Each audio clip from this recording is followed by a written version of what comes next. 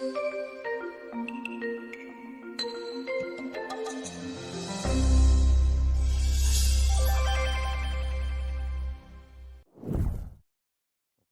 evening. So the plan for economy I will explain first, and then we'll get into the discussion, right? So for these, there are around 104 pages if you would have checked the document, right? And we'll be doing around 4 or 5 classes. Today will be a short session, like around 2 hour 15 minutes. And today I'll be going a little slow with respect to the document, and then slowly we'll increase the speed. And I think most of you would have checked the previous question papers. That is very important. And once you have checked the previous question papers, the understanding would be very clear that anything that is there in current, there would be a linking question that can be asked from the static. If you would have checked the question papers, so what we find is, for example, what are the different types of questions you would have seen recently in the last year's question paper? For example, I just ask you some questions. Can individuals buy treasury bills? Can individuals buy treasury bills? Yes. Can FIs buy bonds? Can FIs buy bonds? Yes. Can individuals buy G6? We can buy G6. Okay, so these are some simple questions basically, but they were asked. Can NBFCs participate in LAF? Is it that all NBFCs cannot participate, or are there any NBFCs which can participate in LAF? Got the question? Are there any NBFCs which can participate in LAF, or is it that NBFCs cannot participate? LAF, everybody understands what is LAF, right? Okay, so LAF is liquidity adjustment facility, right? So we're talking about repos and reverse repos, right? So primary dealers can participate in LAF, primary dealers. Okay, so they can participate in LAF. So who are primary dealers? Those dealers who deal with some G6 and other things, right? So there can be some NBFCs who are primary dealers who can participate in LAF. But regular NBFCs do not participate in LAF, right? So now this is something like an extension that you find nowadays. Earlier they used to only ask like repo rate increases, what will happen, or what is the impact of, you know, the rupee value fall, what is going to happen, and things like that. Now there is a change with respect to the way they are asking questions. So our focus should also be on these kind of aspects. That means that digging a little deeper into the concept becomes more important than just superficially reading it. Okay. So you would have seen this page. This is the first page. This is not the starting topic, but this is the first page. For example, if you would have seen this, you would have checked this. India's external debt to GDP ratio declined to 18.7% from 19% in 2023. Okay, this is one. Are there any questions related to this area or this area in the previous question papers? Anybody? Are there any questions related to, this is what is very important. Suppose we are reading some topic. First thing we have to do is from 1995 till 2024, what were the questions that were asked? Second is, in the last few years, how is the questioning pattern has changed? That is very important. And third thing would be, what can be asked? So this should be the approach which you have to keep in mind. For example, I'll ask you one question. There was one question in this area. All of our external debt is in dollars. This was a statement in the exam. Consider the following statements. All our external debt is in dollars. This was the first statement. Second statement was something like, out of the total external debt, the maximum debt which we borrow, we take, is the government debt. This was the second statement. Both the statements are wrong. Are you able to get this? Both the statements are wrong. All our external debt is not in dollar, but major chunk of our, everybody knows what is external debt? Something which we borrow from outside. Simple. Then what is sovereign debt? Borrowed by government. Okay. Out of the total external debt, which component ranks 1? ECB. ECB is what? External commercial borrowing. right? So ECB is a private thing, right? Out of the total external debt, major chunk is private, not sovereign. This is what is understanding from that question. Second is all our external debt is not in dollars. Major portion of our external debt is in dollar. This box, when you see, this was the question that was asked. 53.8%.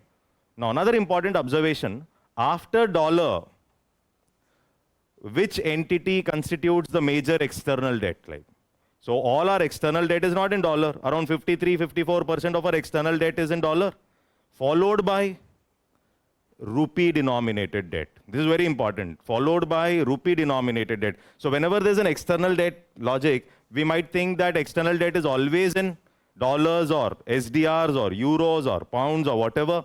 But no, it is around 30% is rupee denominated debt, yen SDR.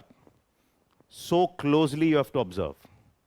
You have to observe very closely what is, why? Because there is a previous question. Got the point, right? That is very important. So it's not about that current affair. Current affair is okay. More important would be linking it back to the question and what else can be asked. So rupee denominated debt is there. Then this rupee denominated debt can be through masala bonds. Heard of this word? Yes, rupee denominated debt can be rupee denominated bonds issued in other countries, right? So it can be masala bonds as well. Or it can be NRI deposits as well. NRIs? Okay, NRIs there are. So then comes, so if I extend that question, I can dig deeper into different types of NRI accounts. Got the point? So how many types of NRI accounts are there?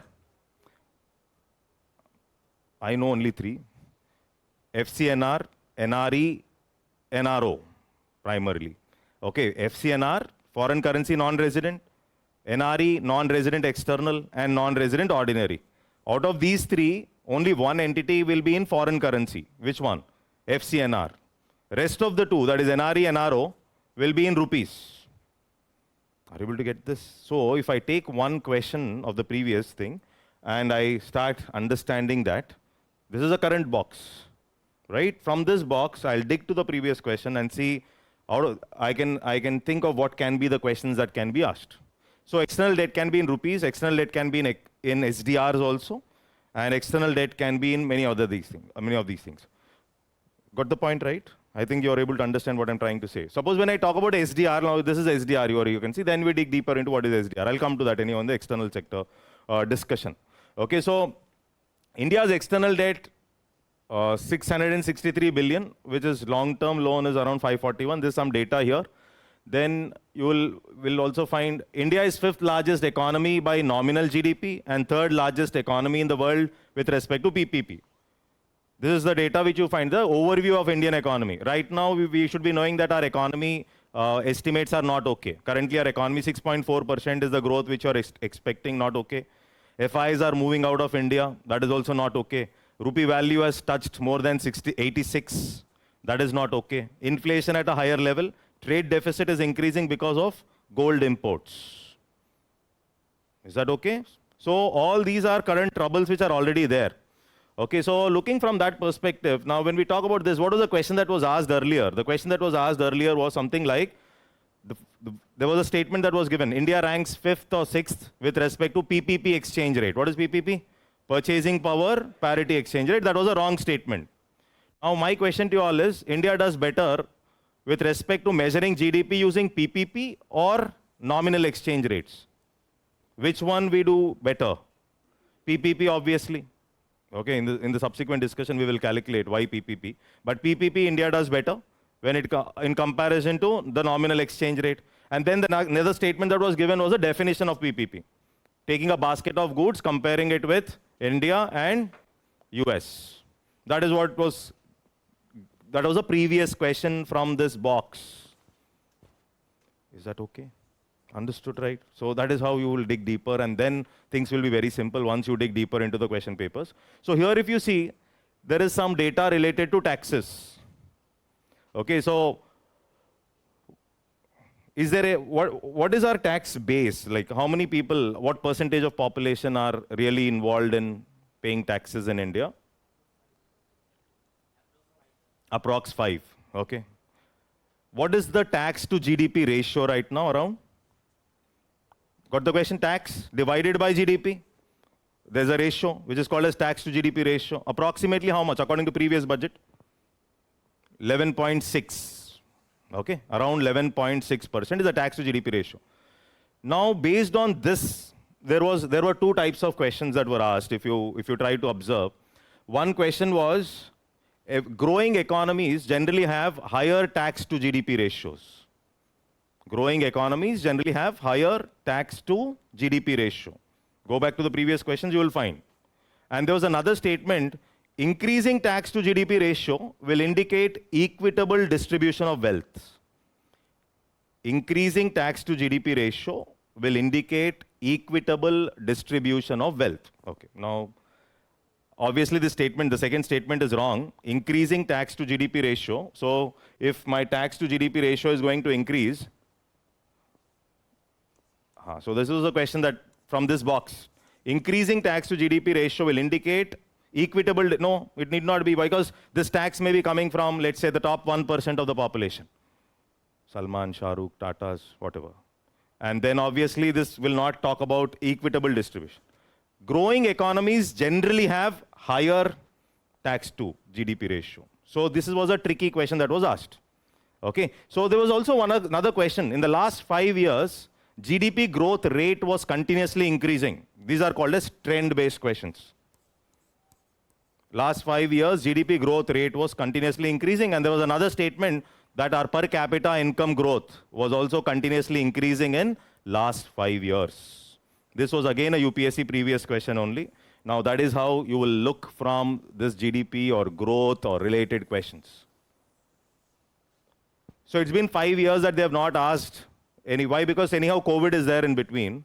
So therefore they were not asking these kind of trend-based questions, because during COVID, anyhow the growth rates have decreased. So that these kind of questions were not asked. But 2025 or 2026, there's a possibility, because if I take 5 years down, then I can definitely estimate definite kind of trend-based questions with respect to several indicators like fiscal deficit, or maybe my GDP growth rates, okay, or even tax to GDP ratios, etc.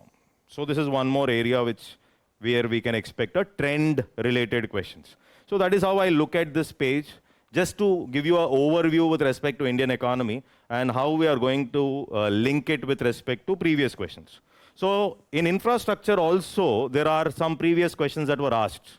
So one question that was asked in the recent past was INVITs. Okay, heard of this word, INVIT? I'll discuss that in the tomorrow's class. Or today there is a discussion of REIT, Real Estate Investment Trusts, or INVITs, okay? And these kind of areas, there are a lot of questions that are coming up. So this is another important area where you can expect questions. This is structures of economy and all that, that's okay. So this is just to give you a brief hint with respect to how we will, how you should be looking at the data that is given in the thing. Okay. Now, one more important observation I will tell you. Earlier, the questions were like monetary policy, national income, fiscal policy. More questions used to come. Nowadays, you don't find that bifurcation. Last 2-3 years, if you make an observation, see the question papers. So you should not leave any chapter. You should not be leaving even infrastructure or INVITs or even capital markets. You should not be leaving any chapter. And there was also a question on MSME, if you remember, 2 years back. Okay, so asking about the investment required with respect to micro, small, and medium enterprises. Earlier, our approach was something like, okay, so industry-related areas we will not read for prelims. But now, no.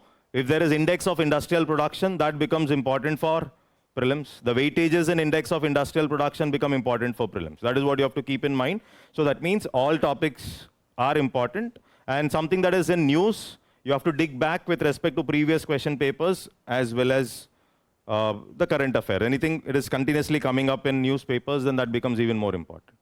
As simple as that. This is the brief overview, and then we will start with our discussion. So here, if we see, this is about monetary policy and monetary policy transmission. Why this monetary policy transmission is there? First of all, what is this monetary policy transmission?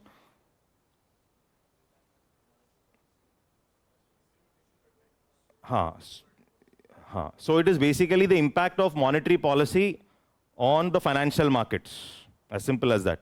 Or the changes in repo rate, are they getting reflected in the interest rate policies of the bank?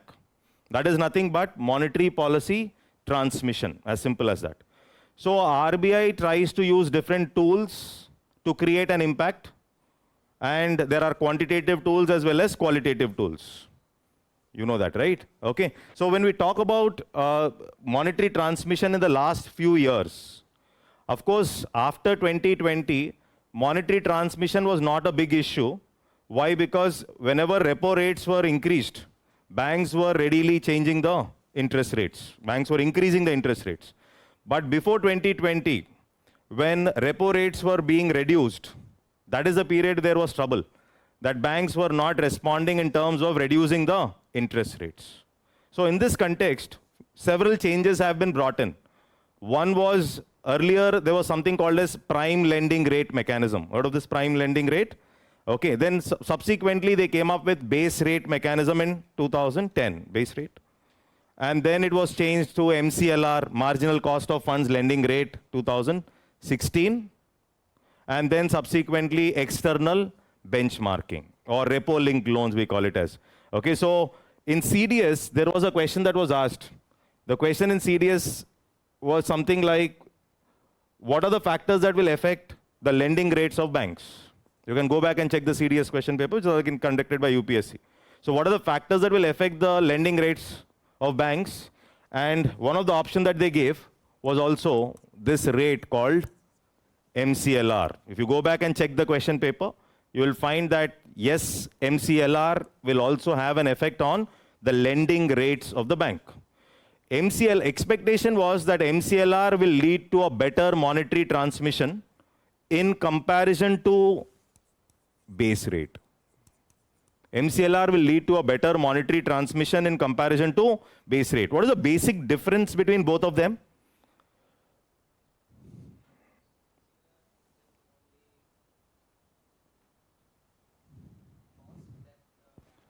Okay. So MCLR, this is basically, this takes the average costs. This will take the marginal costs.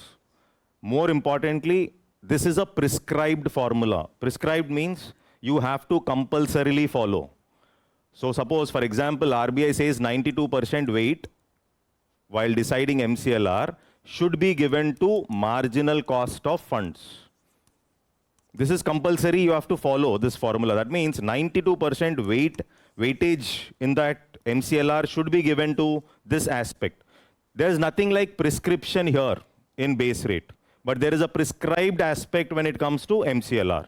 So expectation is that MCLR will lead to better monetary transmission because you're taking the additional cost incurred for one additional loan, right? This is what marginal cost, additional cost incurred by the banks,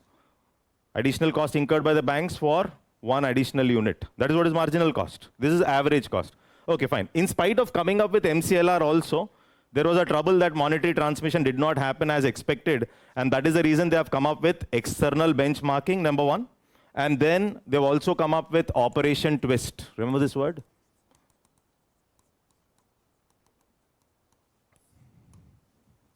Okay, so what is this Operation Twist? Of course, I'll not discuss how the graphs related to Operation Twist and all, because this is only for prelims. So what is Operation Twist? Anybody? Buying and selling government security. Buying and selling government security is obviously. It is basically, Operation Twist is, you are selling short term and buying long-term bonds simultaneously. You're selling short-term and buying long-term bonds simultaneously. That is what is Operation Twist. So the different tools which RBI uses, one is RBI uses something like the LAF, which we already know. LAF is something deals with what? Two things. One is repo and reverse repo, right? Okay. Then it uses OMOs. OMO is what? Open market operations. OMO, buying and selling of government security. As part of OMO, they have come up with something called as Operation Twist. What is the main objective of Operation Twist? The main objective of Operation Twist is basically to make long-term loans cheaper. That is the main objective. The main objective, see, as individuals, when we take loans from banks, we take loans from bank for a long-term period. Our home loan, car loan, bike loan, everything is long-term. So if you want to inject liquidity into the economy, our long-term loans have to become cheaper so that growth will happen. Consumption should increase. So the whole objective is to make long-term loans cheaper. This is the main thing. And also to increase consumption. Are you able to get this? Is that okay? So if you are buying, RBI is buying long-term bonds. Now this is very important. RBI is buying what? Long-term bonds. So if RBI is buying long-term bonds, what will happen to the prices of these long-term bonds? If RBI is buying long-term bonds, what will happen to the prices of these long-term bonds in the market? Increase. Okay, so simple logic here.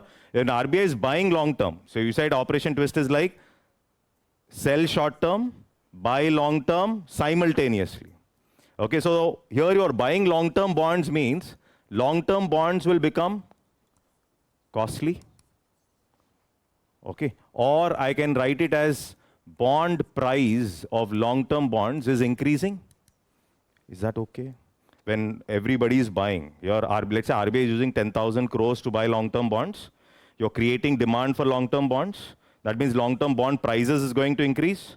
If long-term bond price is going to increase, then long-term bond yield is going to decrease. So there's an inverse relationship between bond prices and bond yield, and there's a direct relationship between bond yields and interest rates. Are you able to get this? That means my bond prices, bond yield is coming down, means interest rates in the market is also going to. I hope you're able to get it. Okay, so that is how the long-term, once my long-term interest rates are going to come down, if these long-term interest rates are going to reduce, my home loan will become cheaper, my car loan will become cheaper. It will drive what? Consumption and growth.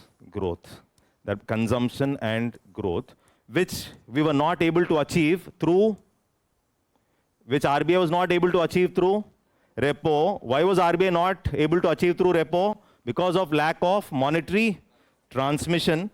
And OMO was seen as, OMOs or Operation Twist was seen as more effective than repo.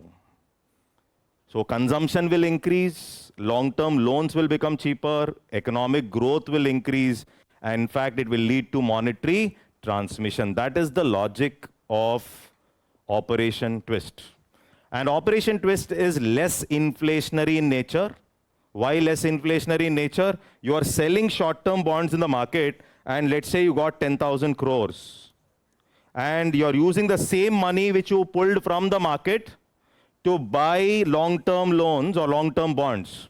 Are you able to get this? RBI is not injecting new money. What is RBI doing? RBI is getting this 10,000 crores by selling short-term bonds and using the same 10,000 crores to buy long-term bonds for all this, what we have discussed. So the same money which is pulled from the market is being pushed into the market. So that is the reason it is less inflationary as well. And that is the reason Operation Twist was seen as more successful in comparison to repo for monetary transmission. Is that okay? Understood, everybody? So very simple. But long-term loan cheaper. If the question is asked, objective OMO, there's no trouble. But the impact of Operation Twist is asked. Then comes like long-term loans becoming cheaper, increase in consumption. Are you able to get this? Okay, so that is how you should be thinking related to monetary transmission. I hope it is clear. There's no trouble here. Any trouble, you can stop me. First class, slow. Told you, one class will go very slow, then will increase the speed. Okay, so here you can see it improves with more formality in the labor market. Impact on unemployment, contractionary or monetary policy, though there are different types. There's nothing to read there. There are different types of monetary policy. One is expansionary, another one is contractionary. Okay. Now one question that was asked before last year, I'm not able to exactly recollect the question, but it was something like an assertion and reason. The question was something like, across the globe, there was increase with respect to monetary, there was something like monetary tightening or increase with respect to interest rates. This was the question before last year. And reason was, and the central banks had confidence, of course, I'm changing the words, I'm not able to recollect, had the confidence with respect to their monetary policy. Had confidence with respect to monetary policy. What you should observe is, in tomorrow's class, I'll show you some graphs. When we talk about inflation, after 2020, inflation across the globe has increased. What is the reason for increase in inflation? One is expansionary policies followed by countries like US. This is one big problem in the world. That is, US, whenever it wants, it can mint dollars and push it into the economy. As simple as that. And US dollar will not only increase the asset prices in US, it will also increase the asset prices in India, Dubai, China, and everywhere else. That is how the quantitative easing or minting of money which is done by US will lead to inflationary impact across the globe. This is what was happening. Now, China has also observed that. Now, China has gone ahead with issuing some bonds or injecting money into the Chinese market, if you know this, right now. Right now, China is doing that. Why? Because the reason is very simple. China wants its investors not to move away from China. This is the reason why China has gone ahead with pushing in a lot of money into Chinese market. That means China has gone ahead with monetary easing or expansionary monetary policy. 2009, for the first time, a word called quantitative easing was used. 2009. So what is this quantitative easing? It is nothing but the bond buying program performed by Federal Bank of US. Why? To inject liquidity. Why are you injecting liquidity? To revive US economy from subprime crisis. As simple as that. Similarly, there was COVID. Because of COVID, the economy was not doing well. To increase consumption, US has pushed a lot of money into US economy. And that not only increased inflation in US, that increased inflation across the globe. And across the globe, inflation rates were very high. And therefore, all the countries in the last few years followed what? Contractionary monetary policy. Contractionary monetary policy. So we can use the words like hawkish, dovish. Hawkish is contractionary. Okay. Dovish is expansionary. Is that clear? Simple. Okay. Till here, I think it is clear.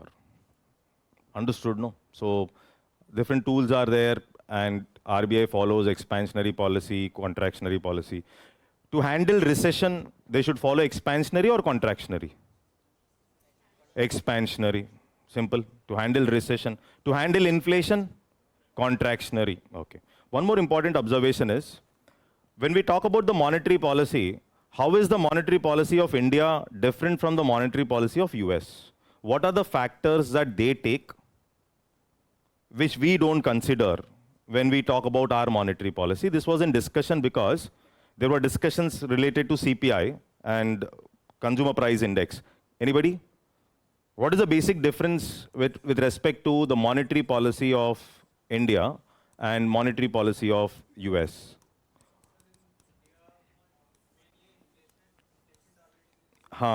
In it, very good, labor market, okay? Fine, so in India, we are talking about inflation target or inflation targeting. That is a straight thing which we are doing. And we are saying the inflation target should be 4 plus or minus 2. And currently, we are targeting an inflation of 4%. And that too with respect to this index called as CPI. Okay, in US, it is not just about this aspect of inflation, but even labor market fundamentals will also be taken into consideration. Labor market. So 3 days back, there was US unemployment data that was released. Was it negative or positive? Okay, so that was positive, okay. US 3 days back, what happened is, US, there was a labor market data that was released. It shows unemployment rate is less. US economy looks very strong and resilient. That is the reason investors are leaving India and they are looking at US right now. And that means the labor market looks okay in US. So US not only takes aspects related to inflation, but it also takes. Now, why this discussion is, in India, there was a discussion going on with respect to the chief economic advisor. He was saying in your CPI basket, when I say CPI, maximum chunk in my basket is which item? Food. CPI combined, CPI urban plus rural. Okay, so in this basket, you should be knowing this is a basket. In this basket, we have 6 categories of items. And the major weight is given to food and beverages, around almost like 45.6%. This is, so whenever there is high food inflation, in India we observe that this CPI basket is becoming costly. This is what is happening. The chief economic advisor was saying, government always wants to show lower inflation. So the discussion was, please remove food. And why can't you remove food? Because food is very much volatile. And why can't you remove food and use CPI for policy making? This was the discussion. Use CPI for policy making, but do one thing. You remove food and just take something like primarily focus on core inflation. Remember, what is core inflation? What is core inflation? Core inflation is after excluding volatile aspects like food and oil, food and fuel. That is what is core. So better remove food and just take CPI and use it for your policy making. That is, use it for your inflation target. This was the discussion, which was not liked by RBI governor. And RBI governor was saying people will perceive inflation in India through food. People will perceive inflation in India through food, and therefore food should be a major component which we have to take for our policy making. Okay, simple. Now, who is going to fix this target? No, not MPC. This target is fixed by government in consultation with RBI. This target is fixed by government in consultation with RBI. Is that okay? And Monetary Policy Committee comes up with the policies. Monetary Policy Committee, which is there. One paragraph is given in your current affair. Monetary Policy Committee will focus on coming up with the repos, etc., to keep this target or keep the inflation within this prescribed target of 4 plus or minus 2, or to maintain something like 4% inflation. The target is not fixed by MPC. The target is fixed by government in consultation with RBI. MPC right now handles these rates to keep the inflation within that prescribed target. Is that okay? Understood? So that is how inflation targets So Federal Bank has gone ahead with some rate cuts recently, if you know that. So Federal Bank of US has gone ahead with rate cuts. Okay. How are US bond yields now? High or low? Okay. US bond yields are high. Okay, so US bond yields have not come down in spite of Federal Bank coming up with something called as rate cut. Rate cut means what? Expansionary policy, dovish policy, as simple as that. Okay, so Federal Bank has come up with rate cuts, but still US bond yields look higher. If US bond yields look high, what will happen is our investors who find Indian market risky, they will go to US. Are you able to get this? This is what is happening. They're going to US. This is what we use a word called what? Flight of capital. And this is making dollar supply less in India. Dollar is becoming stronger and stronger in India, because of which my rupee value has 86 plus, which is not okay for me. You're able to get it? Is that okay? Understood? So this is what is the observation. So now also this yield is high only. Is that okay? Understood? So this, there was a question in UPSC. which of the following factors will affect bond yield? This was the question before last year. Which of these following factors will affect bond yield? And options that were given: inflation, interest rates, federal bank policies, all, obviously. Simple question only, but will inflation affect the bond yield? Yes. Will interest rates affect bond yield? Yes. Federal bank policies affect. Why? Federal bank policies, they will also affect bond yields in India. Why? If the federal bank policies are increasing the bond yield in US, then investors will move out. They'll sell the bonds in India also. They'll move out. Okay, so can FIs buy bonds in India? Yes, FIs can buy bonds in India. FIs can also buy shares. They can sell bonds also. They can sell shares also and move out. Is that okay? So when everybody is selling this, then bond prices, what will happen to bond prices? Decrease. So if bond prices fall, what should happen to bond yield? Increase. That means federal bank policy, will it have impact on bond yields in India? Yes. So that was the question. So you not analyze, but what is important is marking the right answer. We don't want analysis. If you're able to mark the right answer, that is more important. Like mark the right answer, that's more important. But this is how it is. So it is affecting the yield, etc. So monetary policy will also have an impact with respect to all these things. Okay, so not just about monetary policy, transmission alone. I hope it is clear till there, right? So think from these aspects. Now, all the rest of the things are very simple here. What is monetary policy? What is monetary policy? Transmission, okay? And that inflation target will be fixed by government once every 5 years.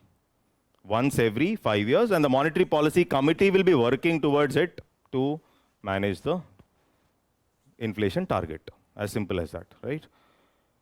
Now, there are different tools. One is the quantitative tool, another one is the qualitative tool. Now, UPSC previous question was, which of the following is not a quantitative tool? Which of the following is not a quantitative tool? This was the question. And one of the options that they gave was margin requirement. Margin requirement. Margin requirement is nothing but a qualitative tool. So sometimes, that was, nowadays they're not asking these questions because everybody is going to market right. So rationing of credit, margin requirement, moral suasion, direct action, all these are qualitative tools, and these are the quantitative tools. Now, what is one important thing here in the quantitative tool can be standing deposit facility, which is called as SDF, and variable repos and variable reverse repo. These are the new words which are there in newspapers, and that is the reason that is also there here in our current affairs, right? So now when I ask you, like, what is a standing deposit facility? How is it different from repo rates, or how is it different from reverse repo? Anybody?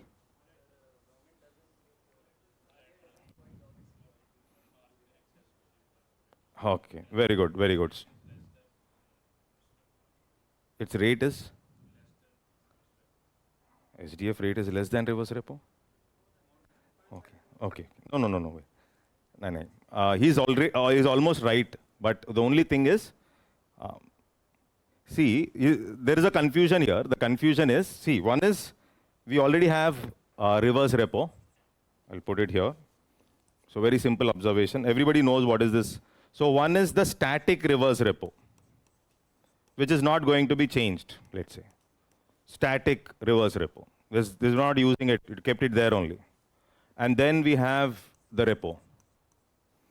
Okay. And we also have something called as SDF. What is SDF? Standing deposit facility. This is what was the question I was asking you. Okay, so standing deposit facility. You have repo. We also have MSF. And we have other rates like bank rate, etc. Is that okay? Now, in this reverse repo and repo, we have two more words. One is we have something called as the variable repo, And another one is we have variable reverse repo. So these are the words that are included in our current affair. Okay. So now in reverse repo, it is the rate at which, let's say, banks are parking their money with RBI. Simple. That is what is reverse repo? Rate at which banks are parking their money with RBI. And is there a pledging of GSEC? Yes, there is a pledging of GSEC. Simple as that. This is nothing but my reverse repo. Is that okay? Yes. Repo is reverse of this, you know this. But there is pledging of GSEC in repo also. Okay. So let's say the repo rate, we are putting it 6.5. Okay. And here we have put something like 3.35. Now, standing deposit facility is a mechanism where banks can park their money with RBI without RBI pledging GSECs. Simple. Without RBI pledging GSECs. Why was it introduced? Primarily earlier to pull away excess liquidity which was there in the hands of banks. Excess liquidity which was there in the hands of banks, that was the logic. So this, if I'm putting it as 6.25. That is what the basic difference between SDF and reverse repo. Then what is the difference between repo and variable repo? Auction, right. And variable repo will be less or more than repo generally. Generally, 99%. It will be less. See here, repo is 6.5. Let's say banks are there. Now this is also about monetary transmission. Banks don't want to use repo. Banks will say, we don't want your repo because this is too much. Okay, and probably in the market, we are able to get money at a lesser rate. And so why should we depend on repo? So, but RBI wants to inject liquidity. RBI wants to give more money to banks to inject liquidity. That is when they go ahead with this auction. Banks will become interested because based on the market and based on the auction, the price or the rate, the repo rate will get decided. And this is generally for more than 1 day, greater than 1. And generally more than 1. Repo is generally for 1 day. This will be term repo. This can be seen as term repos.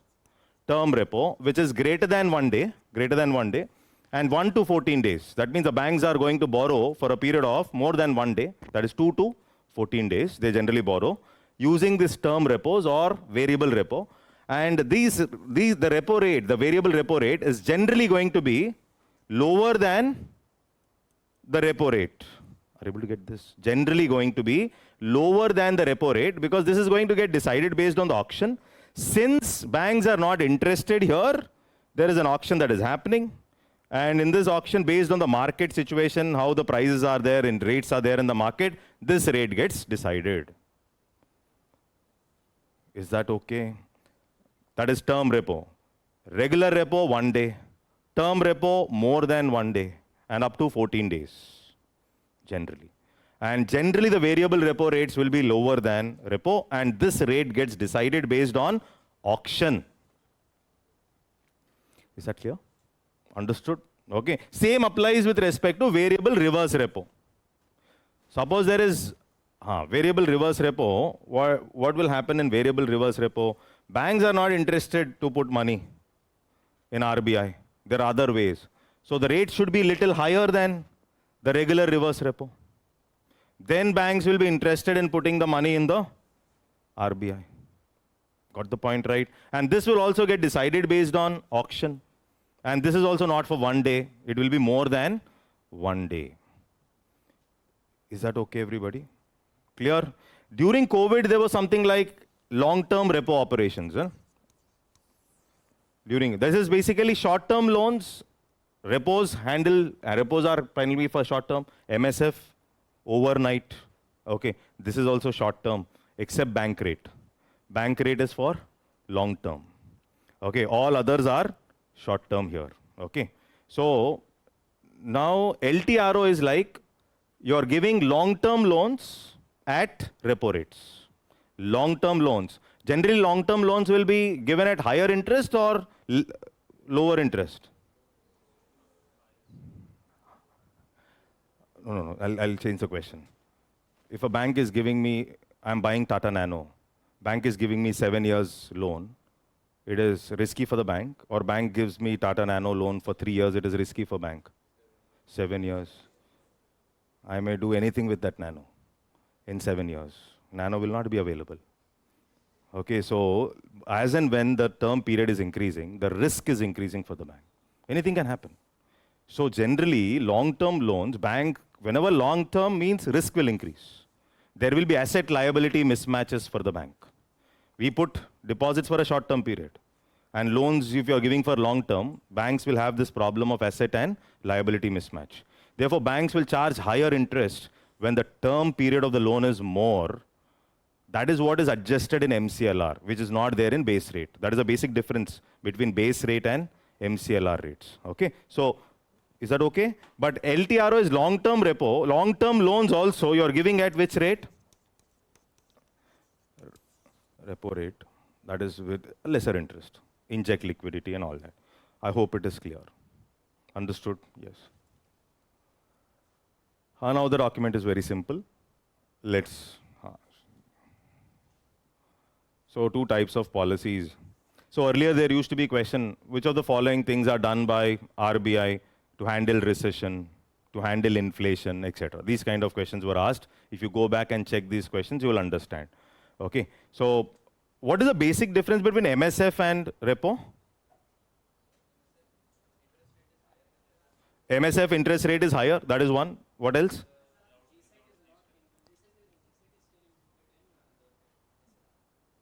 Okay. G-Secs which are part of SLR can be taken. Okay, for pledging. Okay. And MSF is overnight. And up to what percentage of NDTL can be borrowed? No. There is a limitation how much you can borrow using MSF? Only 1%? Are you sure? I have read it as 3. Earlier 2 plus 1 during COVID increased around 3% of NDTL you can borrow. Okay, fine. Come back now.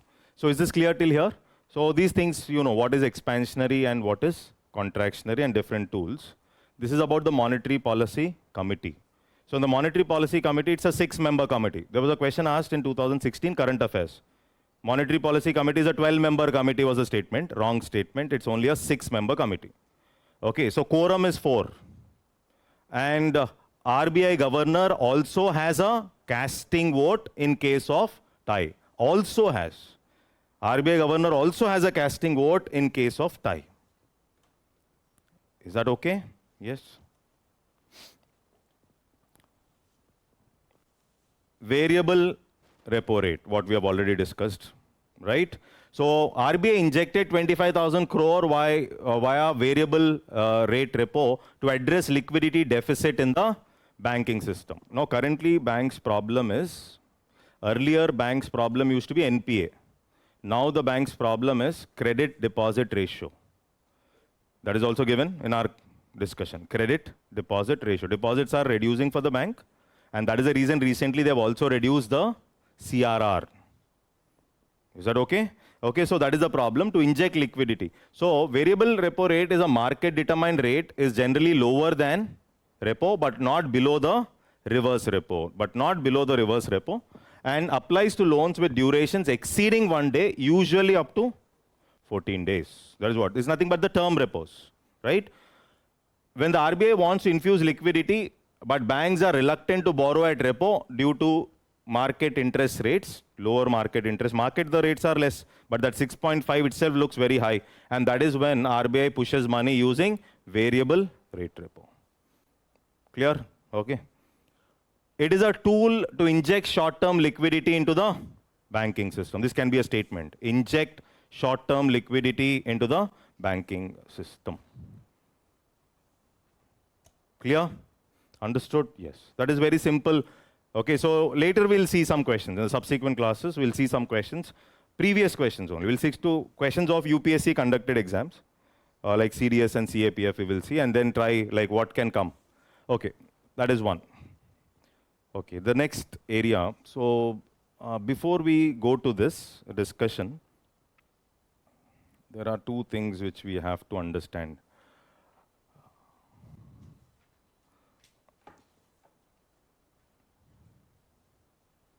Okay. This is also there in the continuation. Okay, so now when we talk about, I think most of you know what is broad money, narrow money, money supply, okay, high powered money, etc. Okay, so first of all, this is about RBI surplus transfers. So from the government, there is a lot of money that is going from the RBI, there is a lot of money that is going into government's pocket in the recent past. This is what we have to observe from this particular data. So you can see 2.10 lakh crores here going into government's pocket. This is very high. And government is very happy with respect to this surplus transfer. Why is RBI able to transfer so much? Two things we have to remember. RBI is not for profit organization. So not for profit organization, that means it need not pay any tax, right? At the same time, RBI makes huge amount of profits. Okay, so how does RBI make profits? One is the seigniorage. So what is the seigniorage? Seigniorage is something like, it is like the difference between the face value of the currency and the intrinsic value of the currency. Intrinsic value and the face value. The difference is also seen as profit. Similarly, RBI makes money through its LAF, that is repo rates, yes, and MSF and other instruments, right? Another important observation is RBI makes money on the assets which it is holding. For example, RBI has purchased dollars when $1 is 70 rupees, and now $1 is almost like 87 rupees. What we should understand is RBI's balance sheet is expressed in rupees. So here if you see 70 trillion rupees is RBI's balance sheet. So balance sheet deals with asset and liabilities. Balance sheet deals with asset and liability. The whole RBI balance sheet is 70 trillion rupees. And in that you can observe here contingency fund.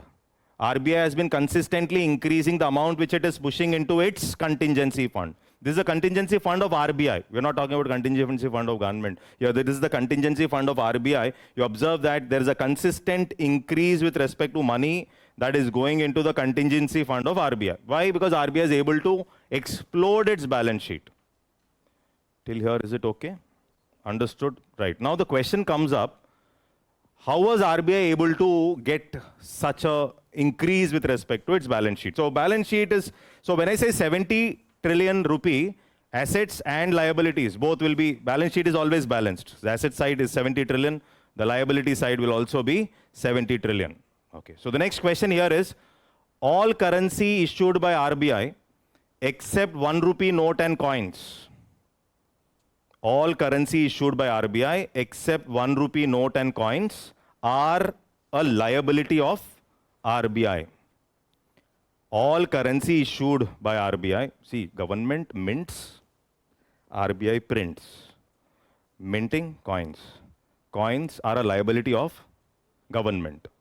Along with 1 rupee note, 1 rupee is also a liability of government because 1 rupee is also defined under the Coinage Act.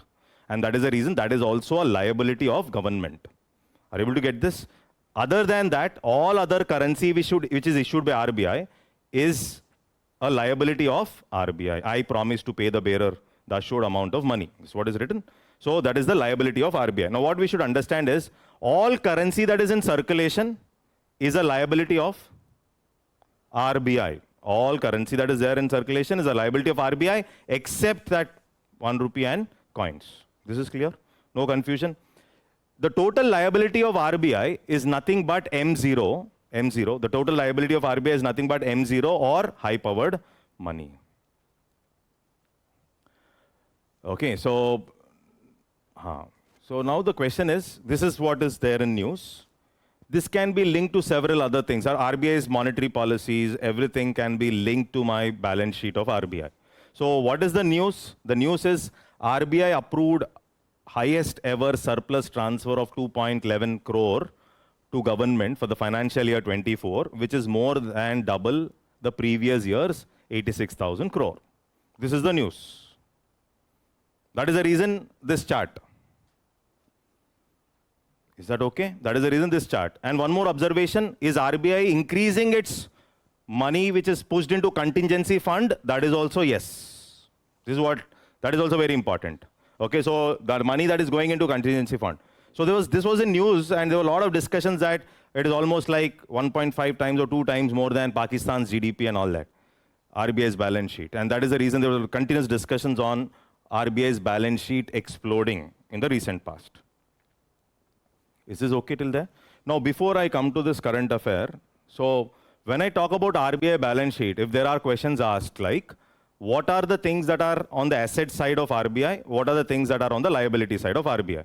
So RBI was able to increase its balance sheet because of several things. One is its foreign currency assets becoming costly. Foreign currency asset, dollar you are buying, dollar you purchased at 60 rupees, now dollar is almost like 86 plus. Are you able to get this?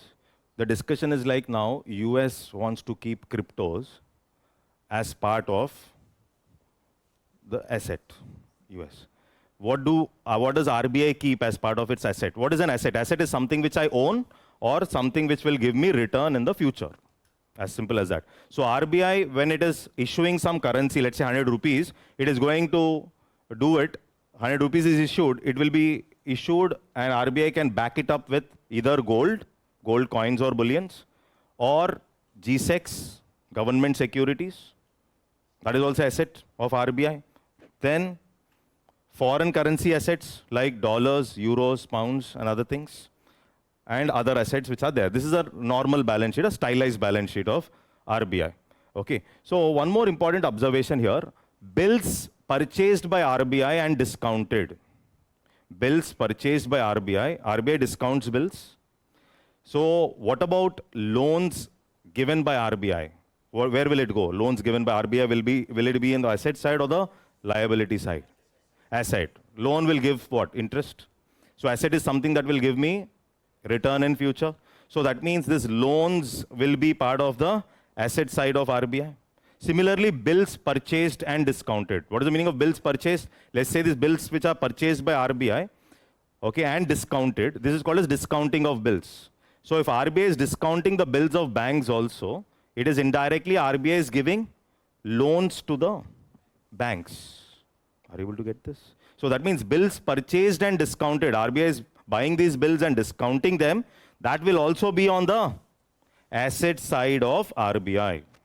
So tomorrow, which of the following is part of the asset side of RBI? That can be a question. They may not ask RBI's transfers increasing.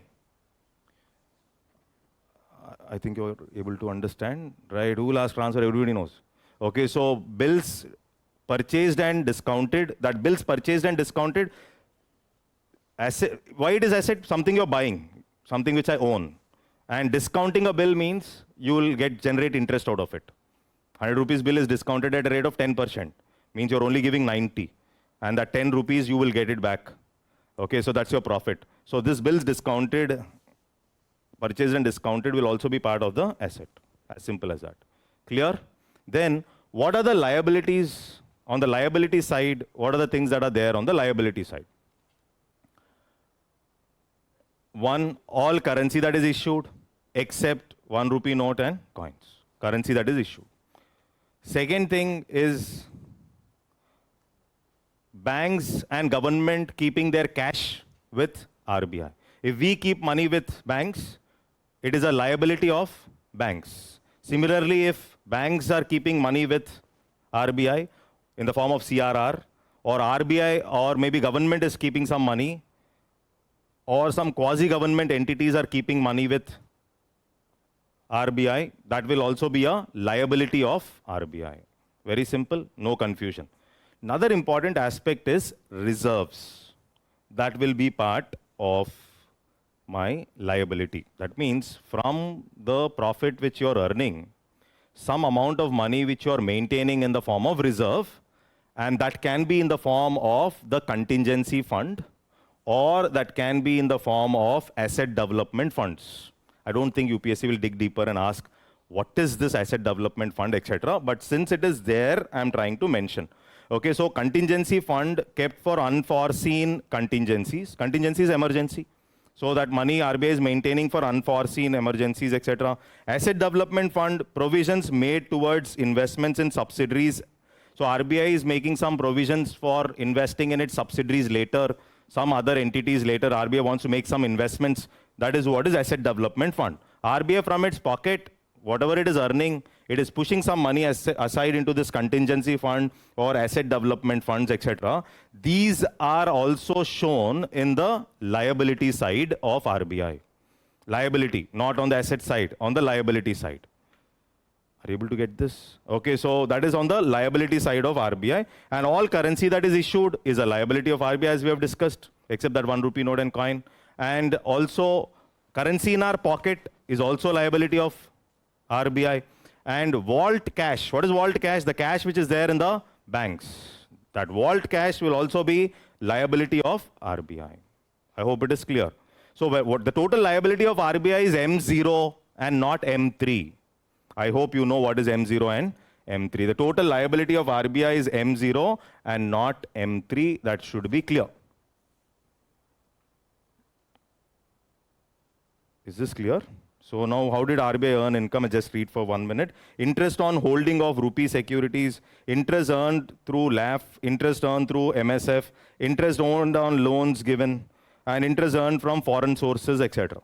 That's how RBI is earning a lot of money. Expenses, printing currencies, etc. That is the reason, if you observe the chart, during demonetization, there was a challenge. That is, RBI was not able to transfer much to government. Why? Because you had to mint a lot of cash, 2,000 rupees and all. So therefore, expenditure was increasing for RBI. Is this clear? Understood? So that is the topic. And then magazine is very simple only. What they have written there in the magazine, there's no trouble. Okay. Now let's get into this topic. So, till here, I think there is no trouble. Okay. So the next one is priority sector lending norms. Okay. So here first let's get a hold on words and then things will become simple. Okay, so first of all, what is a priority sector? Okay, these are examples, right? So priority sectors are those sectors which cannot survive on their own. It requires the support of government and RBI, and they are generally labor intensive. Okay, so this logic of priority sector concept is developed from socialistic fundamentals, obviously. You want to uplift certain sectors which cannot survive by themselves, as simple as that. Okay, so here, why was it in news? The reason for priority sector lending being in news, one is priority sector lending certificates. Okay, that is one. Second is, they have come up with a new framework where you are coming up with a technique where more loan should get into, more priority sector lending should get into those areas where the loan disbursal is less. And less will be going into those areas where the loan disbursal is already more. This is the logic. So they have assigned some weights here. If you see here, with respect to incentive framework for districts with lower credit flow starting from financial year 2025, the observation here is 125% weight will be given to fresh priority sector loans, more than 100 that means, in districts where the loan availability is less than 9,000 rupees per person. This is the reason. So that means it's not same for all the districts. Okay, so if I have to talk about a lead bank scheme, which came up in 1960s, already UPSC has asked this question. So lead bank scheme is every district you're coming up with one main bank, which will focus on financial inclusion, that is called as lead bank scheme. Okay, so here what are you trying to do? You're identifying those districts where the loan is less than 9,000 per person.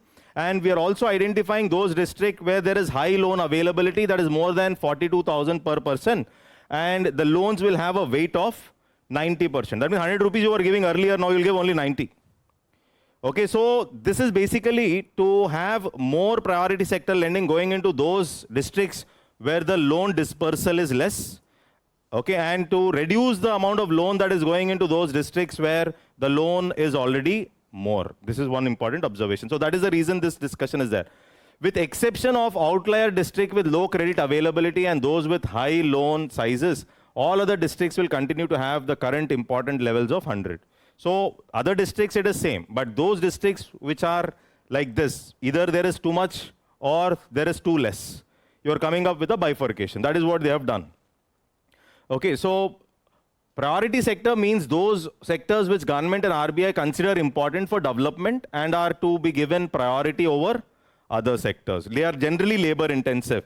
To ensure vulnerable sections of the society and underdeveloped areas get access to credit, PSL was formalized in 1972. This is a factual data. So when was this formalized, etc.? 1972. Okay, now the question is, before we talk about this committee, I'll come to this. This is category. This can be a prelims question. So which are the entities which are eligible for priority sector lending? So what is the target of priority sector lending when it comes to targets? If we see, you can see targets and sub-targets for PSL for different types of banks. Okay, so one important observation here, RRB, what is the target? 75, okay, RRB. Small finance bank, 75. Small finance bank also 75.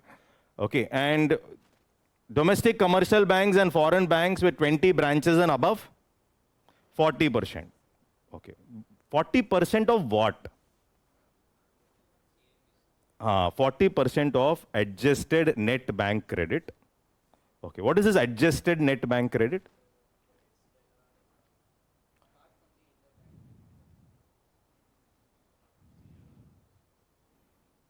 Everything, okay.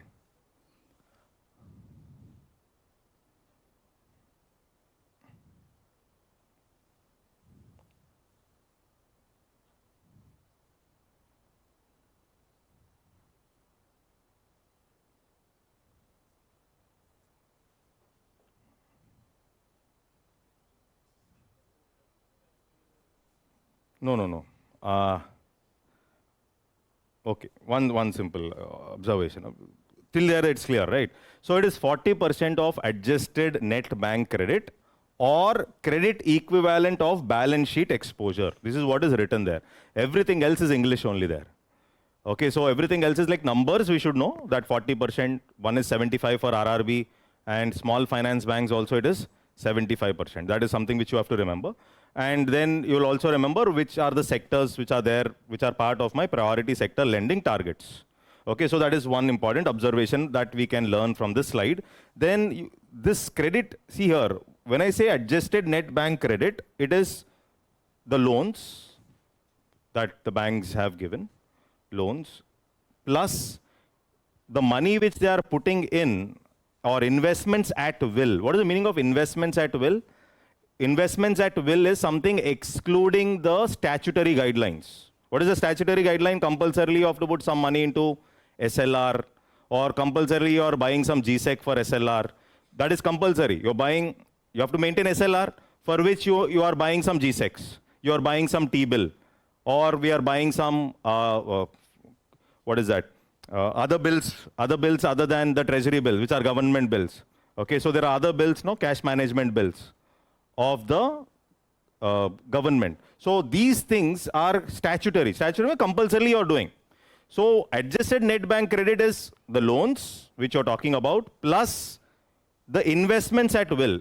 Other than those statutory, whatever the bank is putting into other assets, which is not statutory, which is not compulsory, all that is called as adjusted net bank credit. It's not just your loan. Are you able to get this? Okay, it's not just the loan, it is loan plus the investments at will. Will is something like not compulsory, as simple as that. So there's no confusion there. Or it is 40% of credit equivalent of balance sheet exposure. Credit equivalent of balance sheet exposure. Off balance sheet means there are some things which the banks do not show on their balance sheet. Okay, so everything is not shown on the balance sheet. There are something like letter of credit, or there are other loans which are given outside, which are not shown on the balance sheet. So 40% of off-balance sheet exposure or adjusted net bank credit, whichever is higher. Whichever is higher. That is the meaning basically. So here, only two words. 95% UPSC should not be asking what is adjusted net bank credit, but it is loans plus the investments at will. That is what we'll understand. And credit, here you can see credit equivalent of off-balance sheet. Off-balance sheet, outside the balance sheet. Outside the balance sheet exposure, whichever is higher. So outside the balance, loans which are not shown on the balance sheet. Loans which are not shown on the balance sheet, this is off-balance sheet exposure. So whichever is higher on that 40%. Is that okay? Understood? That is what is the only thing. And the rest is same. Only difficult area is this only there. So here if you see categories, domestic commercial banks and foreign banks with 20 branches and above, 40% of adjusted net bank credit or credit equivalent of balance sheet exposure, whichever is higher. That is what they're saying. So it's not just about the loan.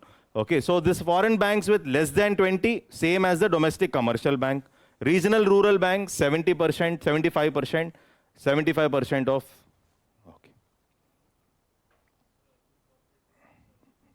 Yes, urban cooperative banks are also mandated. Yes, that is there. We'll come to that anyhow. No, it can come from the NDTL part also. See, only. So see, here bank, if you're talking about investment, it is all about bank's money. See, investment need not be only from our deposits. What is NDTL? It is from our deposits. Now suppose bank is making some profits. Okay, and from the profits or from bank's capital, bank is making some investment. Can banks do that? Yes. Okay, so that can also be part. So it's not that only the depositor's money should be routed. Okay, so I'll come to that when I'm discussing capital adequacy. Okay, so till here is it clear? Understood? So here now agriculture 18%. Agriculture 18%. Okay, and agriculture is not applicable to foreign banks with less than 20 branches. That is what is observation there. Okay, regional rural bank, same as the domestic commercial bank. Previously there was a question, UPSC question, out of which of the following entities give maximum loans to agriculture? And everybody knows the answer, everybody is saying a commercial bank. Okay, so that point of time, many of them marked RRB. So the options were RRB, commercial bank, microfinance, cooperative banks. And the answer is commercial bank. Commercial banks have given maximum loan to agriculture. This was a trap. Okay, so here also if you observe, commercial banks and RRB, the criteria is same for agriculture. Of course, though here they have a higher criteria with respect to priority sector lending. Is that clear? Okay. Can there be payment bank here? No. Why? Credit is not allowed. Simple. Okay. So it is all about credit being allowed. Or credit will not be allowed. So okay, fine. Micro enterprises 7.5%. Okay. And same as the domestic commercial bank here. And here same as domestic commercial bank here, micro, then 12%, whichever is higher, and then not applicable 15, same as the domestic commercial bank.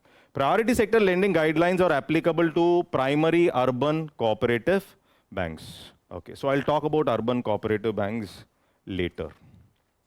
I'll come to the discussion of urban cooperative banks later.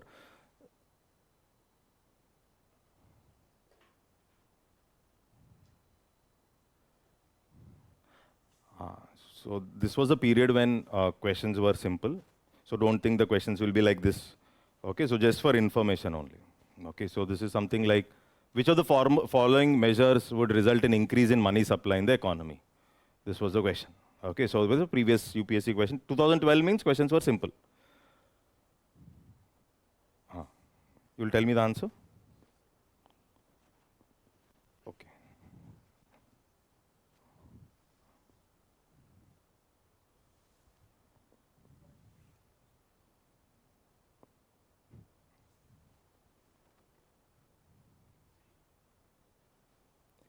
Purchase of which of the following will result in increase in money supply? Purchase of government securities from public by the central bank. Yes, it will inject liquidity. Okay, yes. Deposit of currency in commercial banks by public. Okay. Borrowings by government from the central bank. Okay. Borrowings. Okay. Sale of government securities to public. No, so you're selling means money supply is going to reduce. Is that okay? So what should be the answer? C. Is that okay? This is another question that is something like, this is gone. An increase in bank rate generally indicates that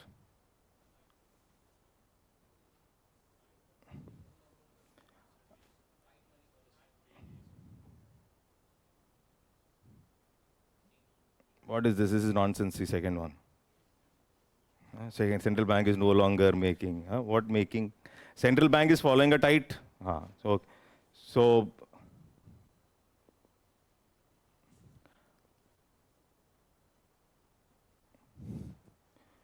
okay, so there was one other question.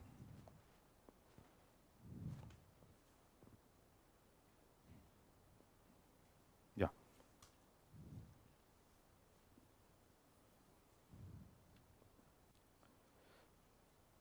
If you reduce interest rates, for example, how many of you are interested in putting money in bank for the interest rate which they are giving today? That itself is useless. Okay, so let's say 4% or 6.57%, that itself is less. So if the interest rate comes down further, like there's no point in putting money there. Okay. Okay, so got the point, right? Countries like Japan, they follow something called as negative interest rates. For the first time in their life, not in life, let's say last 15, 20 years, their interest rates became positive. Or else, Japan follows negative interest. What is the meaning of negative interest? You're putting 100 rupees in Japanese bank, you're getting 99 rupees later. Okay, and Japanese are also saying it's okay. And they'll put the money in the bank and they'll say, okay, it's fine. Japanese have a different type of mindset. They want security, they don't want hikes, etc. Okay, so they say security is given to us, we'll work from morning till night. And when they invest also, they're putting money in the bank. Why is it that there is negative interest rate in Japan? Because Japanese central banks handle deflation. Indian central bank handles inflation. As simple as that. Now for the first time, you observe that in Japan also, there is something like, they made, positive means don't think 6-7%. Okay, if they increase it a little, it's like positive, very good. Okay, so but it is positive and it's not negative. Then there's something like negative bond yields. Okay, so generally negative bond yields become very popular in those countries where the crisis is there. So whenever there is crisis, you don't know where to put the money. Okay, so whenever you're putting money 100 rupees, if you're getting 99 but your capital is at least safe, then you're okay with that. So this negative yield bond started becoming popular during COVID and other scenarios where the economic situation was bad.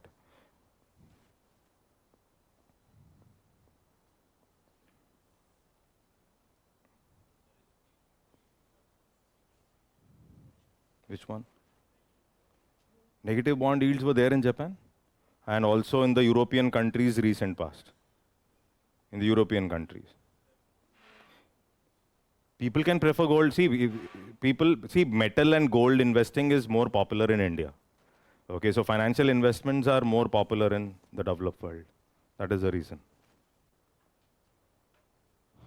We'll come to MIBOR later.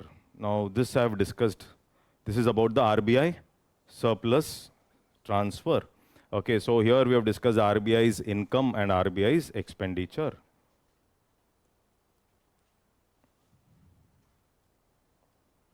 Okay, so there are some committees which have recommended. You can't remember everything for exam. Okay, so but few things just for understanding. Since it is there, I will mention.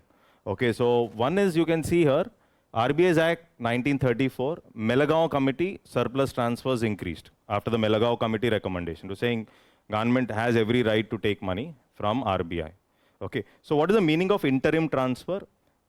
Before March 31st itself, if government is asking for money, before March 31st, government is asking for money, that is called as interim transfer.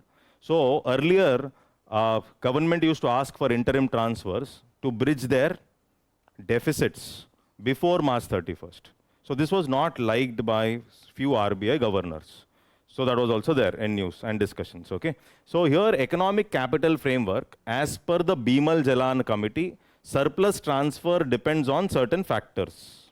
Okay, so you need not remember the data, but what economic capital framework says is, certain portion of money RBI will allocate for few things.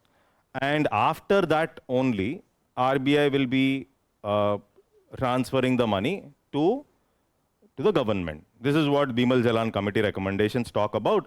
So the economic capital framework provides a methodology for determining the appropriate level of risk provisions and profit distribution to be made. As per this provision, the central bank is required to pay the balance of its profits to the central government after making provision for bad and doubtful debts, depreciation in assets, and contribution to staff. This was recommended by Bimal-Jalan. Is that okay? Yes?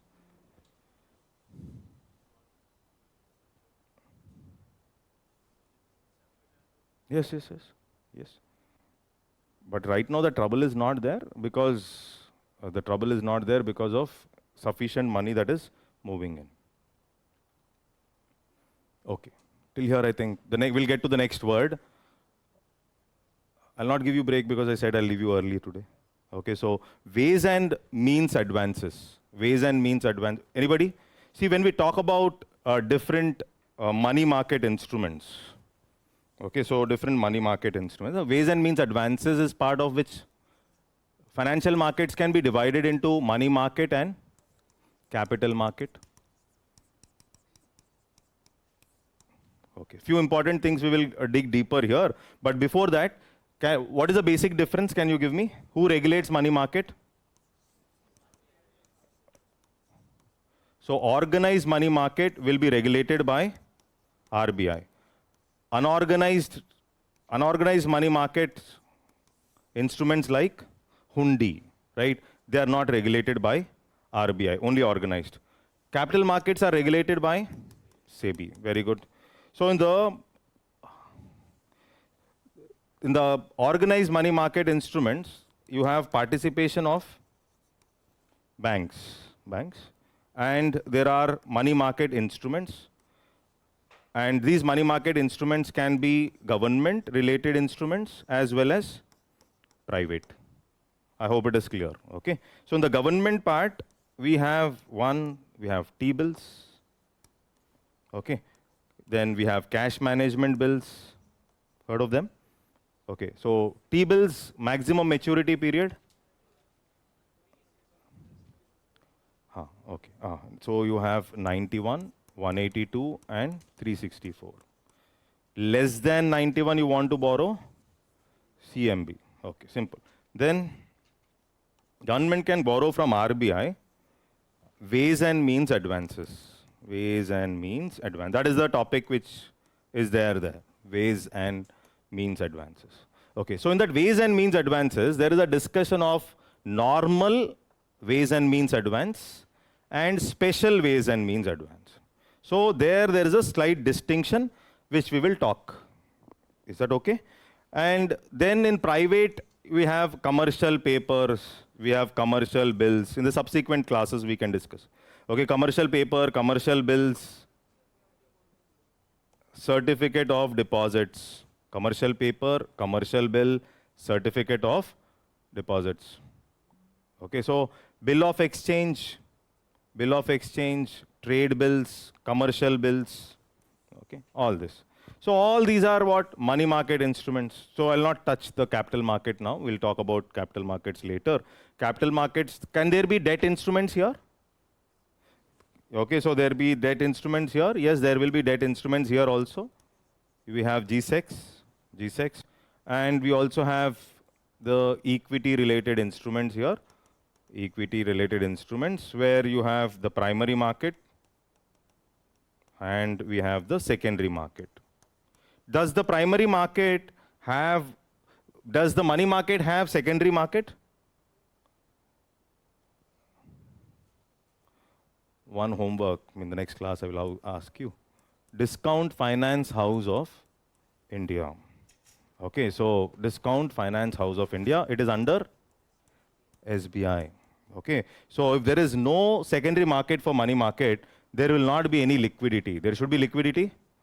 Why should somebody buy a instrument in the primary market when you're not able to liquidate it in the market? As simple as that. Okay, so yes. Is this clear? Okay, so now ways and means advances. What is this ways and means advances? Anybody? Okay, now using ways and means advances, this topic here is mainly with respect to the state governments. But can central government also borrow using ways and means advances? Yes. Is that clear? Can state government take long-term loans? Can state government issue long-term bonds? Yes. State governments can issue long-term bonds. Yes, they can issue long-term bonds and raise money for a long-term period. Here, long-term is basically more than 1 year. 365 days is the criteria. Okay, now see here, recently RBI has increased the ways and means limit to states to almost like 60,000 crores from the existing 47,000 crore. This is the news. Okay, the advances to state. What is this ways and means advances? It is advances to states UTs provided by RBI to meet temporary mismatches in their cash flows of receipts and payments. So there is a temporary mismatch with respect to its receipts and expenditure basically. And to handle that short-term cash crunch, the states are taking money for a short-term period. Generally, it should be less than 90 days. If you're crossing 90 days, it will become overdraft and the interest rate will be higher. 1% higher, yeah. Okay, I'll come to that. Is that clear? Okay, so it is 90 days. Before it is, if it is less than 90, it is okay. But once you cross that 90, within 90 days you're not making the payment or you're borrowing for more than 90, then it enters the overdraft facility where you end up paying more interest. Is that okay till there? Now here, there are two types of ways and means advances. One is the special ways and means, another one is the normal ways and means advances. Special, normal. In which entity the interest rate will be less?